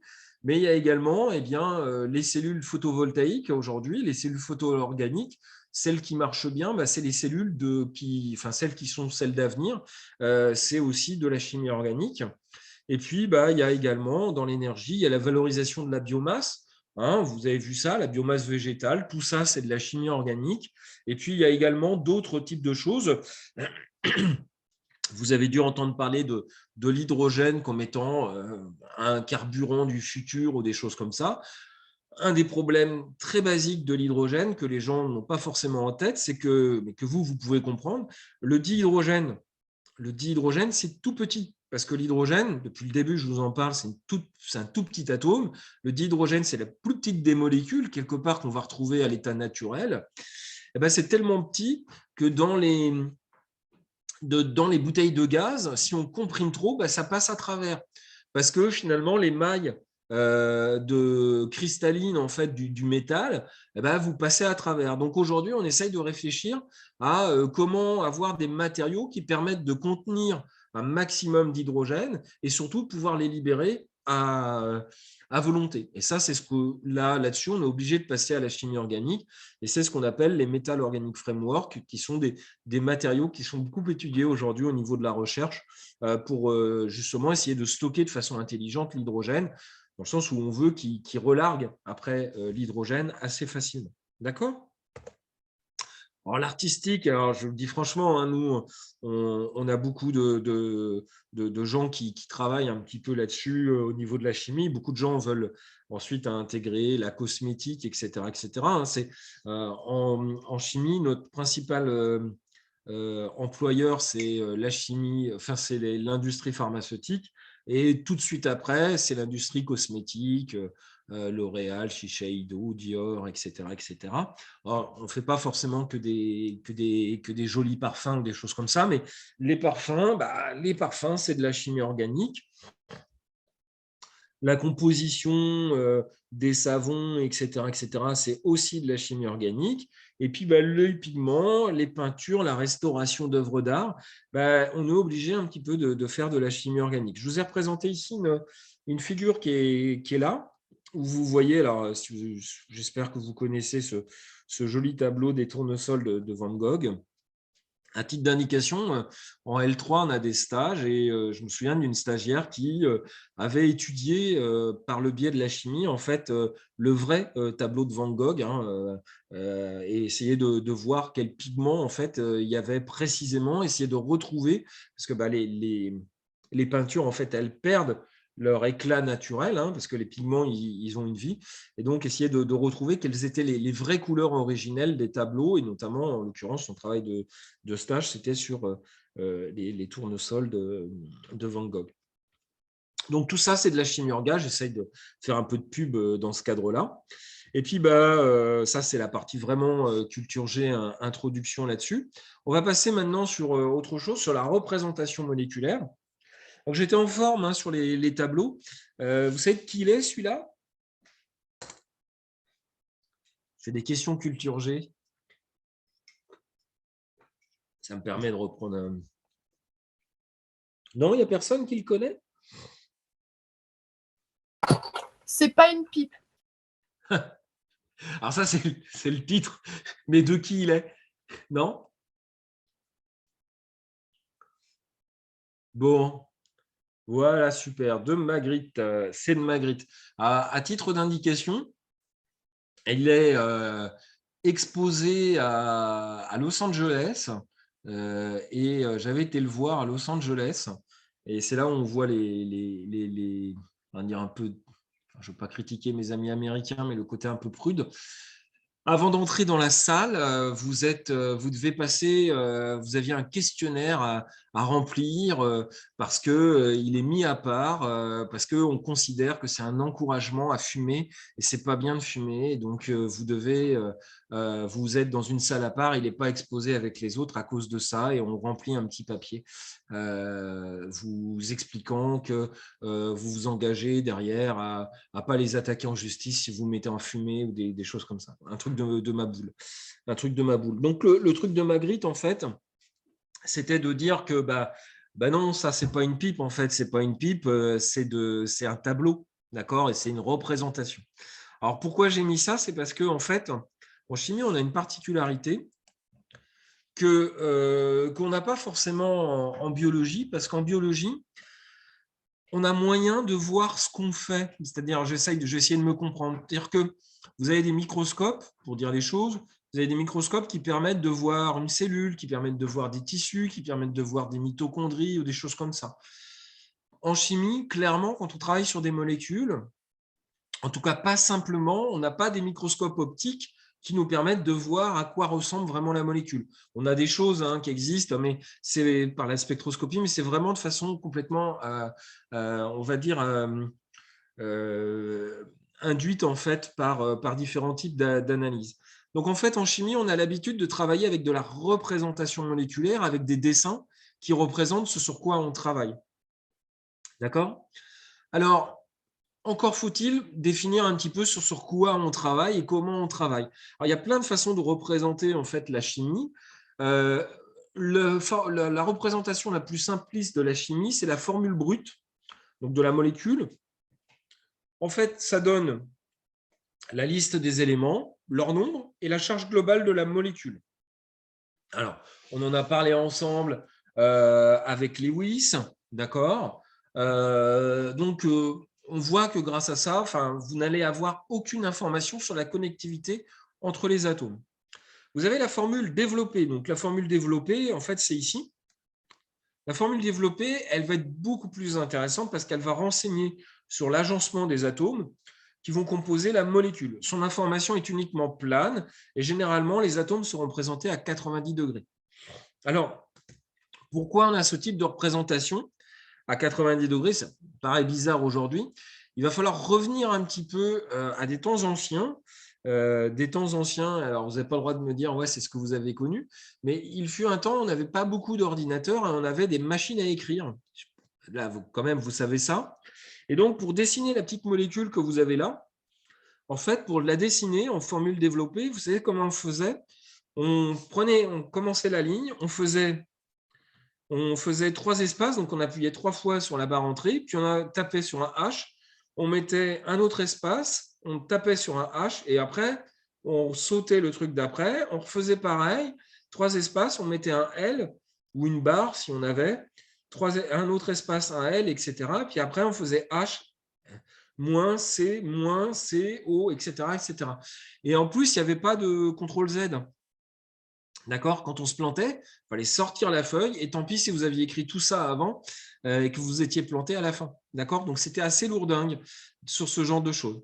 Et donc, très rapidement, les formules semi-développées se sont imposées comme étant une simplification de la formule développée où plutôt que de représenter à chaque fois les hydrogènes, on va représenter ce qui est le plus intéressant, c'est-à-dire les interactions, les liaisons avec les atomes autres que l'hydrogène. Donc, la formule semi-développée, c'est ça, c'est une formule linéaire. Donc, la représentation avec la molécule d'éthanol, hein, vous voyez, formule brute, formule développée, formule semi-développée. J'espère franchement que je ne fais que rafraîchir ce que vous avez dû voir au lycée, parce que ça, normalement, c'est vu au lycée. D'accord? Si vous ne l'avez pas vu, vous relisez le truc et puis vous l'admettez. Alors, représenter la réalité, ce n'est pas toujours évident parce que si on essaye d'essayer de voir un peu, mais c'est quoi la réalité? En fait, représenter la réalité, c'est essayer de dire qu'une molécule comme ça, finalement, c'est un peu comme si on représentait un homme de cette façon-là, de façon extrêmement schématique. Or, un homme, alors une molécule, c'est plus une représentation comme ça. Alors, évidemment, on accède à ces types de représentation. Donc, c'est la même molécule d'éthanol à chaque fois, selon des angles différents. On accède à ça maintenant avec la force de l'informatique, avec les logiciels. D'accord? Donc, une molécule, ça ressemble plus avec ça. Et pourquoi ça ressemble à ça? Parce qu'on l'a vu ensemble. Eh bien, il y a des angles. Et cet angle-là, c'est du VSEPR. Il va falloir le connaître au bout d'un moment. Comme c'est du tétraèdre, cet angle-là, c'est du 109 degrés. Et cet angle-là, c'est du 109 degrés. D'accord? Donc, tout ça, ça a une importance et ce n'est absolument pas des 90 degrés comme vous êtes là. Et ça a une forme dans l'espace. Et cette forme dans l'espace, c'est particulièrement important pour les molécules. Et ça l'est encore plus pour les supermolécules que sont les biomolécules, comme les protéines ou des choses comme ça. D'accord? Sauf que si je représente en fait les molécules comme ça, et c'est là où on parle un petit peu de représentation, c'est un petit peu comme si je représentais un bonhomme comme étant un espèce de squelette. Pourquoi? Parce que finalement, là, je ne renseigne pas vraiment sur la vraie forme de la molécule, parce qu'une molécule, eh bien, dans l'espace, elle a une taille aussi. Et parce qu'un homme, c'est plus comme ça, en fait, eh bien, dans la réalité, comment on représente, comment une molécule voit une autre molécule, eh bien, c'est plus sur la forme de surface. Donc, je vous ai représenté une petite photo de moi. Et ici, donc, une représentation d'une surface moléculaire, c'est toujours la même molécule. Évidemment, en chimie, on va alterner toutes ces représentations de façon à représenter la réalité et d'avoir les choses comme ceci. D'accord? Alors, je ne sais plus ce que je dis toujours sur ces représentations de la réalité. Donc, aujourd'hui, sur la représentation de la réalité, on avance un peu plus dans ce cadre-là. Alors, peut-être que vous connaissez. Donc ça, c'est des choses qu'on utilise au laboratoire. Bon, je fais même du développement dans mon équipe, du développement de logiciels sur ce genre de choses. Vous connaissez les Oculus Rift, les choses comme ça? Donc, pour avoir une vision immersive de la réalité virtuelle, mais il y a encore d'autres types de choses avec des représentations, ce qu'on appelle avec les HoloLens, où on partage tous des représentations virtuelles en réalité augmentée, où cette fois-ci, vous avez votre environnement plus la représentation virtuelle. Donc, aujourd'hui, avec l'informatique, on arrive justement à avoir des représentations de plus en plus développées qui permettent d'aller un petit peu plus loin. Et c'est particulièrement utilisé dans les biomolécules qui sont des assemblages assez complexes dans ce cadre-là. D'accord? Donc ça, c'est des trucs qu'on utilise maintenant, pas couramment, mais qu'on utilise assez facilement dans les représentations pour voir bien en 3 dimensions et voir comment interagissent ces trucs. Ça va? Alors, on va revenir, on ne va pas aller aussi loin que ça. Je suis désolé. Si j'avais un beau budget, je vous achèterais à tous un Oculus Rift et puis on mettrait un serveur ensemble et vous pourriez voir en 3D des molécules et tout ça, ça serait plutôt sympa. Mais ce n'est pas comme ça qu'on fonctionne. Je suis désolé. Donc, on va parler un petit peu de formules et de représentations topologiques. Alors, la représentation topologique, l'écriture topologique, elle va être essentielle. Pourquoi elle va être essentielle? Parce que indirectement, si vous n'arrivez pas à la maîtriser, toute la partie qui va suivre derrière, elle va être flinguée à cause de ça. Je vous le dis franchement, je vous le dis maintenant, si vous n'êtes pas à l'aise avec ces histoires de zigzag, eh ben vous allez vous retrouver, vous allez avoir un vrai verrou pour comprendre le reste du cours, notamment sur la stéréochimie. Pourquoi? Parce que indirectement, dans la formule topologique, on va plus ou moins mettre en place les espèces d'angles de 109 degrés, de 120 degrés qu'on a déjà vus ensemble. D'accord? Alors, revenons à la formule semi-développée. Elle a des désavantages. Elle est fastidieuse parce que vous êtes obligé d'indiquer tous les hydrogènes. Or, dans la formule semi-développée, en fait, on voit bien que la plupart des hydrogènes, ils servent qu'à compléter les valences des carbones. Que finalement, ce qui est important, c'est de savoir qui est connecté avec qui. D'accord? Il n'y a pas d'information géométrique sur une formule semi-développée. En fait, CH3, CH2, CH2, etc. ne vous dit pas comment sont organisées les choses. C'est particulièrement intéressant. On le verra sur les alcènes, où vous aurez des alcènes qui seront Z et des alcènes qui seront E. Et l'écriture des cycles, bah, évidemment, elle n'est pas aisée. Alors, grâce à ça, on va résoudre ça avec une écriture topologique. Et cette écriture topologique, elle va être inventée par un monsieur qui s'appelle au 19e siècle, dont je vous ai trouvé le tableau, Friedrich Kekulé von Stradonis, d'accord, qui va en fait vous représenter la représentation topologique. Alors, les définitions sont les suivantes. Les liaisons carbone-carbone sont représentées par un trait. Par défaut, aux extrémités du trait se trouvent 2 atomes de carbone. Donc, si je vous fais ça, vous avez la molécule avec un carbone ici, un autre carbone ici, c'est la molécule d'éthane. Si je vous fais le propane, c'est ça. Voilà. Le butane, c'est ça. Les doubles et triples liaisons vont être représentées par 1 et 2 traits. Donc ici, vous avez l'éthène. Voilà.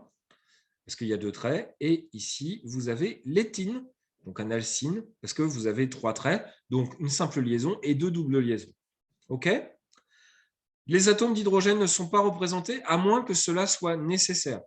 Par exemple, dans cette molécule-là, je vais mettre un OH pour bien montrer que l'oxygène est attaché à l'hydrogène. Et ça, ici, vous êtes sur la molécule, puisqu'il y a 4 atomes de carbone, vous êtes en face de la molécule de butanol 1 ou du butane 1-ol. OK? Vous allez chercher à respecter au maximum les angles de 109 degrés, 120 degrés et 180 degrés de la molécule. Donc, on va revoir ça derrière. Les angles à 180 degrés, en fait, ils vont être induits par les triples liaisons. Les angles à 120 degrés par les alcènes et les angles à 109 degrés par le carbone classique de type AX4. Alors, 109 degrés, 120 degrés, on n'arrivera pas à les distinguer sur le papier quand vous dessinerez. D'accord? Les hétéroatomes, oxygène, azote, soufre, vont être représentés avec leurs hydrogènes associés. C'est ce que j'ai fait en fait sur le OH. Et il y a un petit truc, c'est que le méthane, le CH4, n'a pas de représentation topologique. D'accord? Donc, si on vous demande de faire une représentation topologique du CH4, ne faites pas, comme on voit des fois, mettre un point, parce qu'un point, ce n'est pas le CH4. Le CH4, il n'a tout simplement pas de représentation topologique. Je ne veux pas être méchant, en même temps, pour le CH4, il n'y a vraiment pas besoin d'aller s'embêter à lui faire une représentation topologique. CH4, ça suffit bien, on voit bien comment c'est fait. D'accord? Ça va? Je reprends un petit peu ça avec des exemples. Les liaisons carbone-carbone sont représentées par un trait. Bah, vous voyez ici que sur le cyclohexane, bah, c'est vachement plus simple en fait d'écrire des hexagones. Et alors, je ne vais pas vous mentir, le cyclohexane, mais également le benzène, en fait, vous allez apprendre à faire de la chimie organique, vous allez apprendre à me faire des jolis hexagones. C'est un très très grand classique de la chimie organique. La propanone, qu'on appelle aussi l'acétone, bah, c'est assez simple à dessiner. Hein, c'est ici. Ici, en formule semi-développée, c'est CH3CO, CH3. Donc, en formule semi-développée, le fait qu'il n'y ait pas écrit OH veut vous dire que c'est un C double liaison O. En formule topologique, c'est quand même assez simple d'avoir ce truc avec cette double liaison comme ceci. D'accord? Et puis, si vous avez la formule semi-développée du citronellal, pardon, avec une jolie odeur de citron, hein, eh bien, pardon, excusez-moi, la formule semi-développée est ici, mais la formule topologique va vous permettre d'indiquer des interactions et des choses intéressantes, notamment à savoir si le système est Z ou E. Bon, ici, en l'occurrence, il n'y a ni Z ni E, mais à avoir ce type d'interaction et ce type de représentation qui vous donne quand même une information géométrique assez intéressante dans ce cadre-là, qui est quand même difficilement perceptible sur l'écriture semi-développée. OK? Ça va, ça? Alors ça, normalement aussi, c'est des représentations et des choses comme ça. Il va falloir vraiment l'avoir en tête parce que, justement, on va arriver sur les erreurs que je ne veux pas voir. Et là, j'ai commencé déjà à vous dire qu'on pouvait être assez embêtant dans les sujets d'examen. Si des fois, on voit des gens qui me font des trucs comme ça en me disant, là, c'est l'orbital sigma. Non, sigma, c'est comme ça. Et je vous ai dit qu'on pouvait être pénible là-dessus. On a nos raisons, hein, on a nos raisons. Parce que ça veut dire des choses. Et ce que vous avez dessiné, ça veut dire des choses. Donc, autant pas amener de confusion aujourd'hui. Je vous ai dit aussi que j'allais être très relou, excusez le terme, quand on va parler de la chimie, quand on va parler de la… Je ne vais pas y arriver. Quand on va faire les flèches, que j'allais être assez lourdingue là-dessus, j'ai même déjà commencé là-dessus. Sur l'écriture topologique, je veux l'être aussi. Ici, votre atome qui est là et votre atome qui est là, si vous regardez, il est AX2. D'accord? Il y a un carbone, il n'a pas de doublet et il a deux liaisons au sens VSEPR, c'est-à-dire deux directions de liaison. Pareil pour celui-là. S'il est à X2, il est à 180 degrés. Et donc ça, non, mais ça, oui. Et la représentation géométrique de la alcine, c'est ça. D'accord? Pareil, ça, je ne veux pas voir. Hein. Ça, c'est pas bien. Mal. D'accord? La représentation topologique, c'est comme ça. Il faut avoir des angles. Ici, vous auriez un angle qui serait vers, je ne sais pas, moi, on est à 40 degrés, 30 degrés. Ça n'existe pas. Hein. Les angles, c'est à 109. Donc, ça veut dire que le OH, il est de ce côté-là. OK? Et ça va avoir vraiment de l'importance quand après, on commencera à mettre des liaisons en avant du plan, en arrière du plan, au niveau de la stéréochimie. Si je vois ça, ça va être tout de suite, je sais que derrière, ça sera faux. OK? Donc, on fait attention à ça. Donc, là, on était sur des rappels. On va passer maintenant à la nomenclature. Donc, la nomenclature…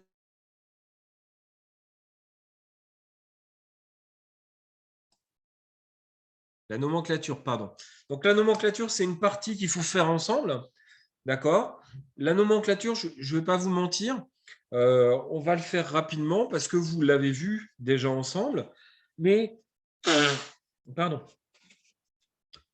clairement, la nomenclature, vous avez la possibilité, vous avez des livres entiers de nomenclature qui peuvent être faits. Donc, c'est vraiment des choses qui sont assez compliquées, assez complexes à mettre en place, mais qu'il faut, entre guillemets, voir ensemble. D'accord? Alors, on va faire qu'une partie de la nomenclature. Je vous dis, il y en a des bouquins entiers. Pire que ça, ça change avec le temps au niveau des nomenclatures. Personnellement, j'ai dû en faire 5 différentes, des types de nomenclature. Là, je vais vous donner celle qui est actuelle, en version dite simplifiée pour moi, mais déjà, il y a de quoi s'arracher les cheveux quand même. Mais on va essayer un petit peu de rentrer là-dedans. Alors là aussi, hein, ça va être des choses qui vont être importantes parce que nommer les composés, c'est quand même des choses qui sont importantes. Alors, on va démarrer par les hydrocarbures saturés. Donc, les hydrocarbures saturés, ça va être les alcanes principalement. Alors, il faut me connaître ça. C'est méthane, éthane, propane, butane, patane, hexane, heptane, octane, nonane, décane. On vous en demande 10. Ce n'est pas la mort, d'accord? Et ces 10-là, ils sont particulièrement importants. Pourquoi? Parce qu'ils vont donner après la racine. C'est-à-dire que quand vous aurez 4 carbones avec un alcool, on sera dans la série du butanol, d'accord? Quand vous en aurez 3 carbones, vous serez dans la série du propanol. OK, etc., etc. Alors, ça, il faut me les connaître.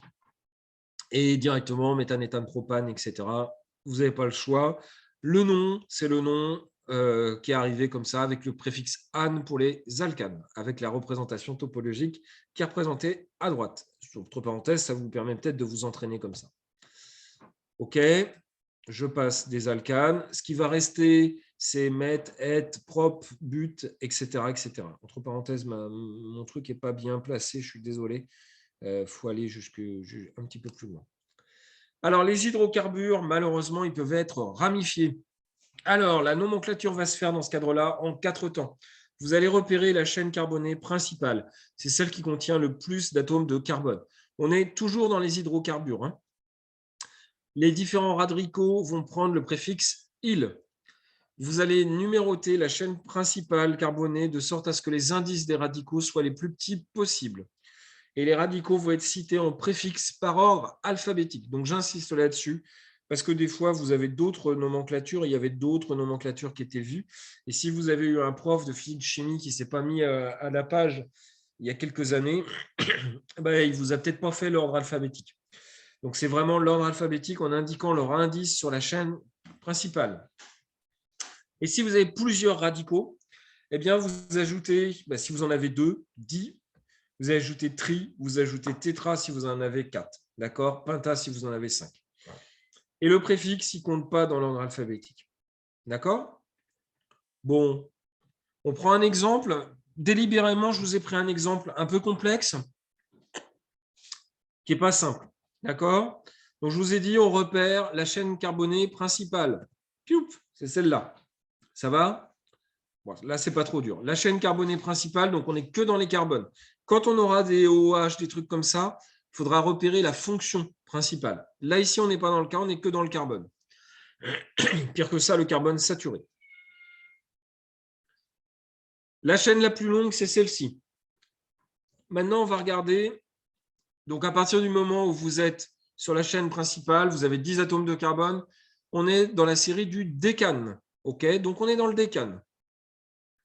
Ensuite, on va commencer à faire la numérotation. Ah, pardon. On commence à regarder qu'est-ce qui est connecté à cette chaîne. Vous avez en jaune, ici, 2 carbones, c'est de l'éthyle. Ici, c'est des CH3 tout seul, c'est des méthyles. Donc, on a 3 groupements méthyl et 1 groupement éthyle. OK? On fait la numérotation. Alors, 1, 2, 3, 4, 5, 6, 7, 8, 9, 10. OK? Mais on peut aussi numéroter de droite à gauche. 1, 2, 3, 4, 5, 6, 7, 8, 9, 10. Dans ce cadre-là, on va chercher à avoir une numérotation, puisque les deux peuvent être faites, une numérotation optimale, celle qui va avoir les plus petits indices, donc de droite vers la gauche.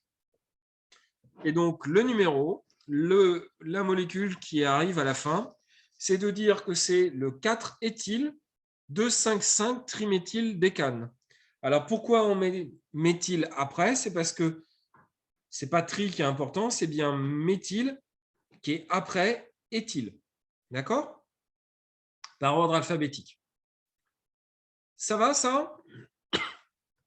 Alors, vous allez en refaire en TD. Hein. Vous allez en refaire en TD et normalement, je ne dois pas vous apprendre des choses nouvelles là-dessus. Par contre, ici, on va arriver sur des choses que je veux que vous connaissiez. Il y a des radicaux qui sont tellement classiques en chimie qu'on les nomme et qu'on leur donne des petits noms. Alors, il y a quoi? Il y a isopropyl. Alors ici, en fait, ce que je dis, c'est comment vous allez être connecté ici. Donc là, c'est la connexion à la chaîne carbonée. OK? Isopropyl, en fait, c'est CH, CH3, CH3. Ce n'est pas propyl qui serait CH2, CH2, CH2, CH3. C'est un peu pareil. D'accord? Donc, je vous donne un petit exemple. Ici, donc, vous avez une molécule comme ça. Si je connectais un carbone, deux... On va me mettre là. Ah, je fais des bêtises. Bref. Je vais le faire ici pour que vous voyez le truc. je vous fais une chaîne carbonée assez longue. Ici, si je connecte là, si je connecte un carbone, je fais un méthyle. Si je me mets ici, je connecte un carbone, 2 carbones, 3 carbones, je fais un propyle. OK? Mais si je connectais un carbone qui fait lui-même une espèce de dent comme ça, voilà, une espèce de Y, ça s'appelle un isopropyle. OK? Et donc, ça s'appelle IPR. Isopropyle. Pareil, quand vous avez une espèce de doigt là, de coque comme ça, là, avec trois trucs, c'est en fait un carbone qui a un CH3 ici, un autre CH3 ici, un autre CH3 ici, et qui est connecté ici à la chaîne qui est là-dessus. Ça s'appelle un terbutyle. OK? Et c'est noté TBU, comme ça. Cyclohexyle, c'est quand vous avez un cycle à 6, donc on l'appelle CY. OK? Phényl, c'est un classique. Phényl, c'est en fait un noyau aromatique qui est connecté directement là-dessus. Et ce qui arrive aussi des fois, c'est que c'est connecté d'abord à un CH2 qui est connecté ensuite là-dessus. Donc c'est CH2 phényl et ça s'appelle un benzyle. OK, ça, je suis désolé, c'est à connaître. On passe maintenant, on a commencé à en parler avec le phényl sur les hydrocarbures. Hop là, je ne vais pas y arriver, pardon. Sur les hydrocarbures insaturés acycliques. Alors, c'est quoi une insaturation? On a vu ça avant. C'est soit une double, une triple liaison. On voit ça après, c'est aussi un cycle. Les doubles liaisons, ça s'appelle des alcènes. Des triples liaisons, ça s'appelle des alcynes. OK? S'il y a plusieurs doubles liaisons, vous allez avoir un diène, par exemple, si vous avez plusieurs doubles liaisons à l'intérieur. Des exemples, parce que franchement, le plus simple, c'est des exemples. Donc, dans le cas des hydrocarbures, pardon, je vais revenir là-dessus, la chaîne principale n'est pas celle qui contient le plus de carbone, mais celle qui a le plus d'insaturation. OK? Et on va numéroter, pas de gauche à droite, hein, ça n'existe pas, mais de sorte à avoir les indices les plus petits. Je prends l'exemple ici. La molécule qui est là, on compte les carbones. Donc, 1, 2, 3, 4, 5, 6, 7, 8. On est dans l'octane. Okay, vous avez une double liaison ici. On est dans la série de l'octène. Sauf que l'octène, il faut le positionner. Donc, on va compter de gauche à droite. Donc, de gauche à droite, ça ferait 1, 2, 3, 4, 5, 6, 7 et 8. Donc, ça voudrait dire qu'il est entre le 6 et le 7. Ou au contraire, vous comptez ici de droite à gauche, 1, 2, 3, 4, etc. Et ça veut dire qu'il serait entre le 2, entre le carbone 2 et le carbone 3. Donc, dans ces cas-là, on n'a pas besoin d'indiquer les deux carbones, on en indique un seul, la position d'un seul, à savoir le oct 2N, sachant que la double liaison, elle est forcément entre le 2 et 3. Si vous aviez indiqué l'oct 3N, ça serait entre le 3 et le 4. Et l'oct 1N, c'est entre le 1 et le 2. D'accord? L'exemple ici est intéressant. Vous avez 1, 2, 3, 4, 5, 6. On est dans l'hexane. Et donc, ici, vous avez deux doubles liaisons, donc deux alcènes. On est dans l'hexadiène. Et là, il vous faut indiquer eh bien, finalement la position 1. On n'a pas besoin d'indiquer le 2. Et la position 3, ici, on est dans l'hexa 1, 3, diène. OK?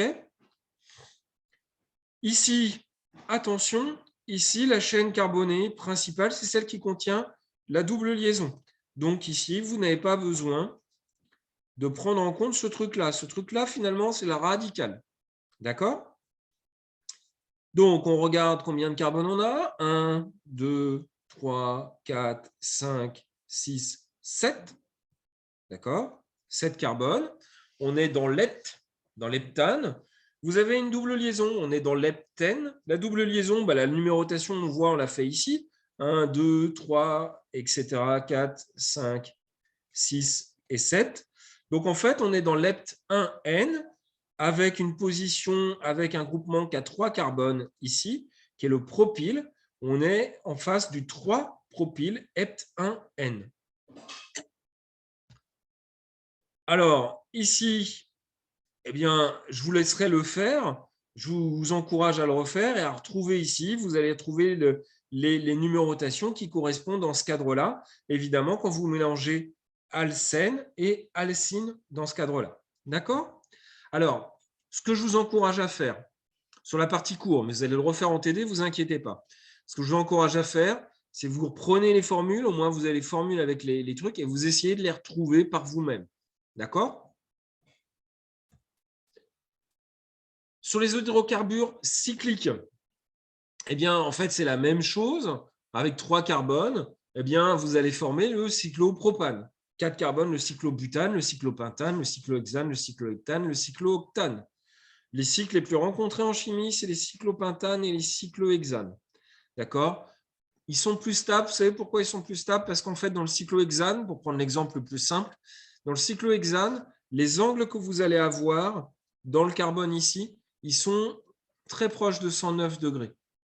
Et comme ils sont à 109 degrés, bah finalement, c'est le tétraèdre classique des cyclohexanes qu'on rencontrera très couramment. Et c'est pour ça que le cyclohexane, en fait, vous allez avoir quelque chose de bien stable. Donc, leur nom, il est très simple, c'est avec cyclo, et puis c'est tout simple. Alors, évidemment, si vous avez des insaturations, bah, vous allez avoir des choses comme ça. Mais alors, le cyclopentène, sincèrement, on peut le dessiner. Si je vous dis cyclopentène, vous pouvez le dessiner comme ça, ou alors attendez, 1, 2, 3, 4. Ouais, c'est moche ça. Ou comme ceci. Que je vous mette la double liaison là, là ou là, c'est toujours le cyclopentène. Donc, dans ce cadre-là, il n'y a pas besoin de mettre de numérotation. Par contre, si vous avez ici l'exemple, ça veut dire que vous pouvez écrire plusieurs trucs. Si je vous dis le cyclohexadiène, bah, vous pouvez me faire un cyclohexadiène comme ceci, par exemple. Et là, ce n'est pas la même molécule. On en reparlera quand on fera les isomères, hein, mais ça, ce n'est pas la même molécule. Dans ce cadre-là, eh bien, pour démarrer la numérotation, c'est le premier. En fait, c'est vous qui décidez. Donc là, si vous faites 1, bah, celui-là est 2, celui-là est 3, celui-là est 4, et puis ici 5 et 6. Et donc, dans ce cadre-là, on a le cyclo 1, donc c'est entre le 1 et le 2, et entre 3 et 4, donc c'est le 1,3-diène. D'accord? Toujours sur les hydrocarbures cycliques, il y a une autre chose aussi qu'il faut voir, peut-être que vous aviez déjà vu, c'est les positions, des isomères de position du benzène. Donc le benzène qui est représenté avec ce type de formulation, comme ceci, donc le cycle à 6 avec que des doubles liaisons à l'intérieur. Ici, vous avez deux groupements, R1, R2. S'ils sont l'un à côté de l'autre, on dit qu'ils sont en ortho. S'ils sont avec un décalage avec un seul carbone entre les deux, ils sont en méta. Et s'ils sont face, ici, ils sont en para. Si on reprend mes histoires de numérotation, ici, ils sont 1, 2. Ici, ils sont 1, 3. Et ici, ils sont 1, 4. Tout à l'heure, je vous ai montré le 1,2 diamine benzène et le 1,4 diamine benzène. En fait, j'aurais pu vous dire l'orthodiamine benzène ou le paradiamine benzène. D'accord? Là aussi, vous allez refaire ça en TD aussi, puis on en reparlera à d'autres moments. D'accord? Vous aviez déjà entendu parler d'orthométapara?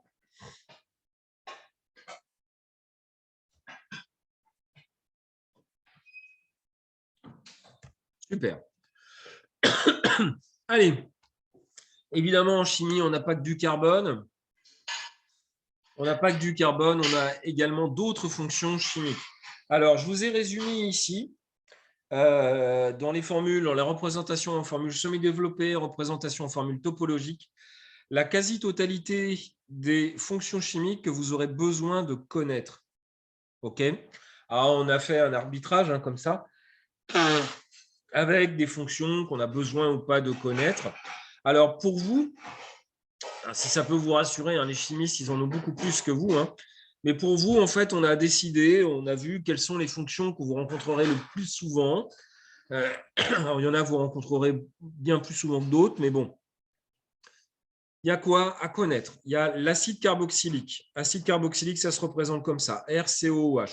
Vous l'aviez déjà vu.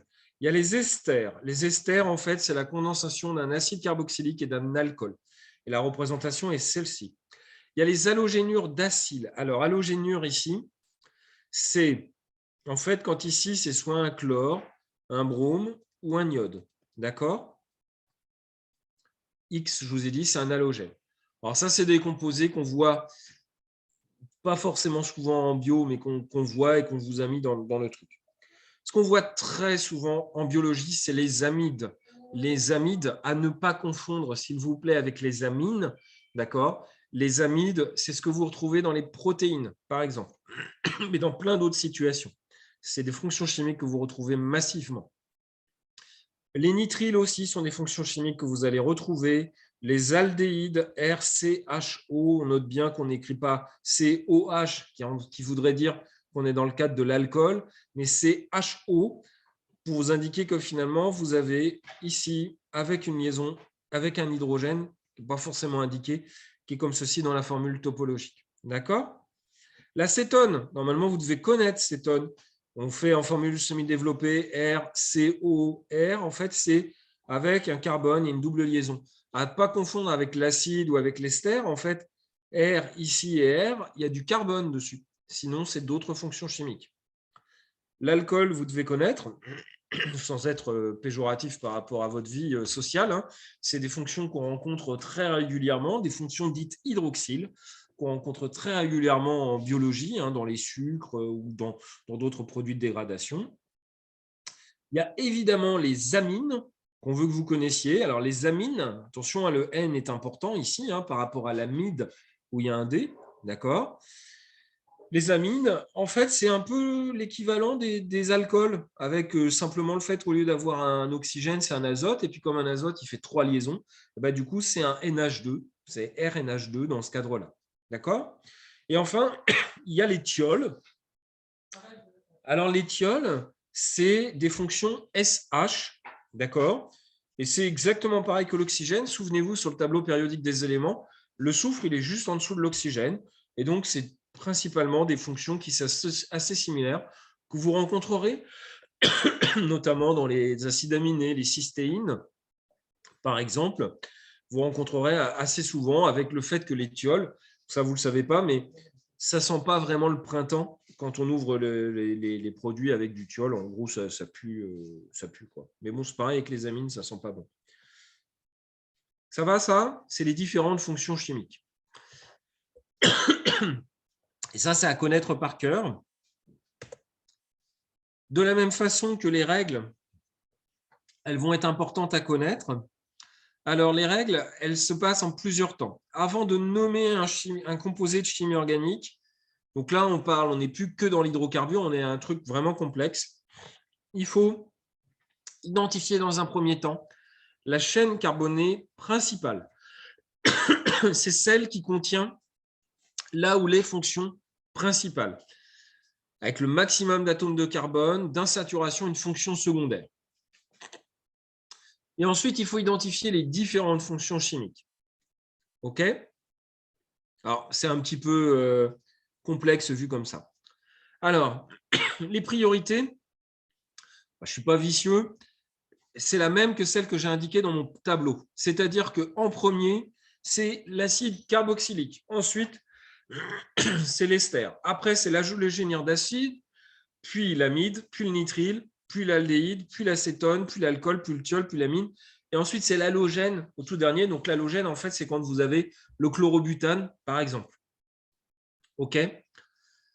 Alors, il y a le suffixe, si c'est la fonction principale, c'est-à-dire quand vous êtes face à une chaîne carbonée où vous avez un acide et vous avez une cétone, l'acétone va être en fonction secondaire et l'acide va être en fonction principale.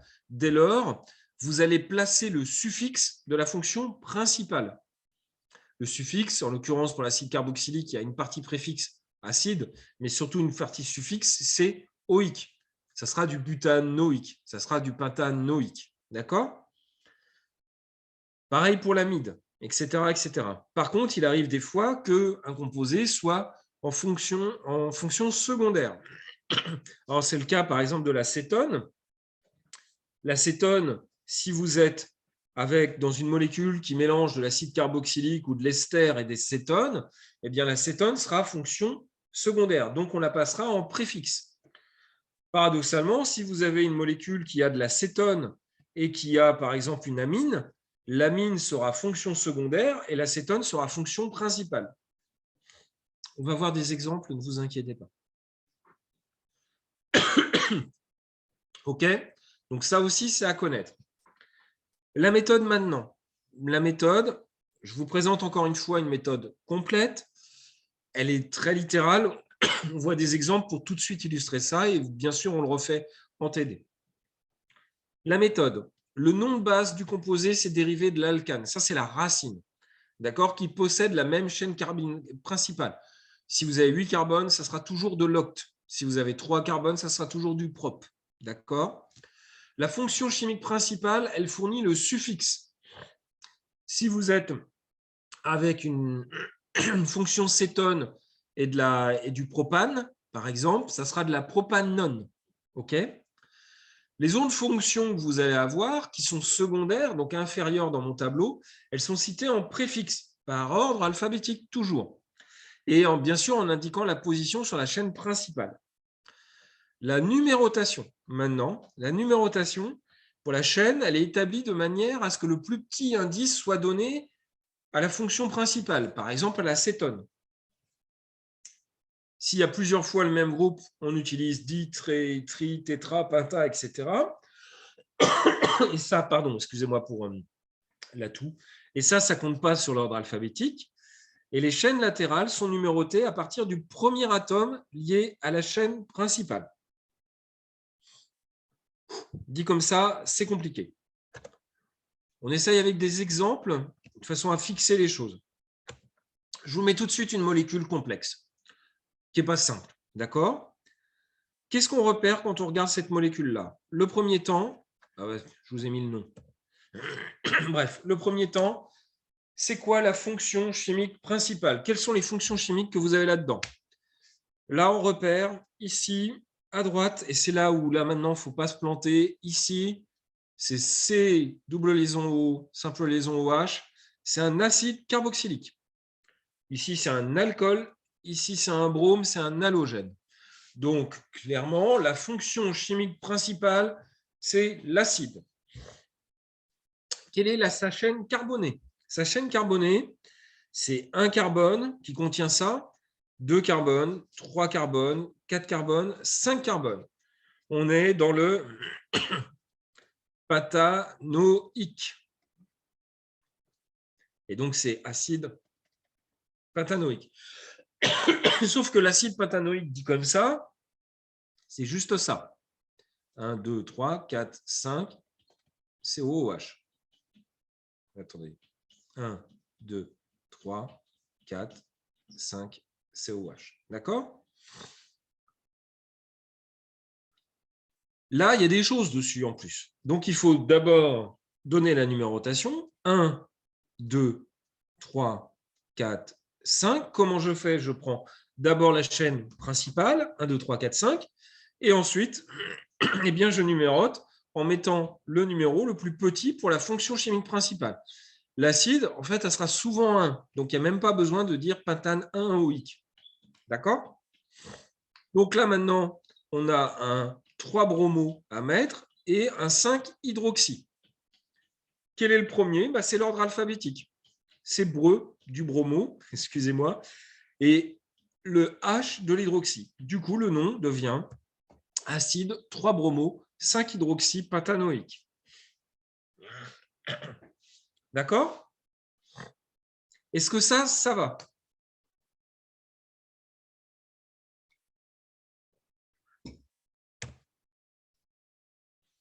Celle-là, elle est pas mal.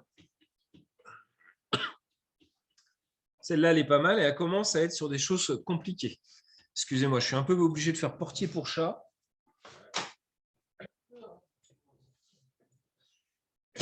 Pardon. On reprend la molécule qui est là. La molécule qui est là, tout de suite, elle vous apparaît comme complexe. Première chose, essayez de repérer les fonctions chimiques qu'il y a à l'intérieur. Un carbone avec une double liaison entourée de 2 carbones, ça, c'est une cétone. Ça, c'est une amine. Et ça, finalement, c'est un radical qu'on a vu ensemble, qui est le radical phényl. OK? De tout ça, quelle est la fonction chimique principale? Si vous reprenez le tableau d'avant, c'est lui qui a gagné. cétone. Il faut maintenant dire que numéroter, regardez sa chaîne principale. La chaîne principale, elle est là. 1, 2, 3, 4, 5, 6 carbones. 6 carbones qui sont en cycle. On est dans le cyclohexane. D'accord? On le fait sur un brouillon à côté. Hein. On est dans le cyclohexane. Puisqu'il y a une cétone dessus, c'est du cyclohexanone. OK? Ça impose la numérotation. Allez, 1, 2, 3, 4, 5, 6. D'accord? Donc, c'est du cyclohexanone et j'ai numéroté de sorte à avoir les plus petits indices pour ce qui arrive ici, c'est-à-dire en amine un 3 amino, 4 phényl. D'accord? Et donc, le nom complet sera, toujours par ordre alphabétique, 3 amino, 4 phényl, cyclohexanone. Il n'y a pas besoin de dire 1 on ici parce que là, le positionnement va être indiqué. En fait, quand vous allez dessiner, vous allez commencer par faire le cyclohexanone, comme ceci. Voilà. On va vous dire, même si vous partez à droite au niveau de la numérotation, vous allez dire 1, 2, 3, je mets l'amine comme ceci. Et 4, je mets le phényl comme ça. Et vous voyez bien que vous avez redessiné exactement la même molécule. Petite translation, mais c'est tout. D'accord? Je crois que je vous ai mis un dernier exemple, histoire de bien avoir en tête ce genre de choses. Donc là, on commence à arriver à un niveau qui est quand même un niveau élevé. Alors ici, il y a quoi comme fonction chimique là-dedans? Ouh le loup, il y a du bazar. Ici, vous avez un chlore. Ici, vous avez donc un chlore, c'est une fonction halogène. La fonction halogène, c'est la moins prioritaire. Elle est tout en dessous. D'accord? Ici, vous avez un OH. OH, c'est fonction alcool. C'est pareil, c'est pas très haut. Une amine, pardon. Pareil, c'est un petit peu au-dessus. Ici, vous avez un carbone, double liaison oxygène, double liaison un oxygène, ça ressemble à de l'acide, mais au lieu d'avoir un OH, en fait, vous avez également un groupement R ici. Vous avez ici une fonction ester, OK, qui gagne la fonction ester. Alors, on va ensuite compter la chaîne carbonée.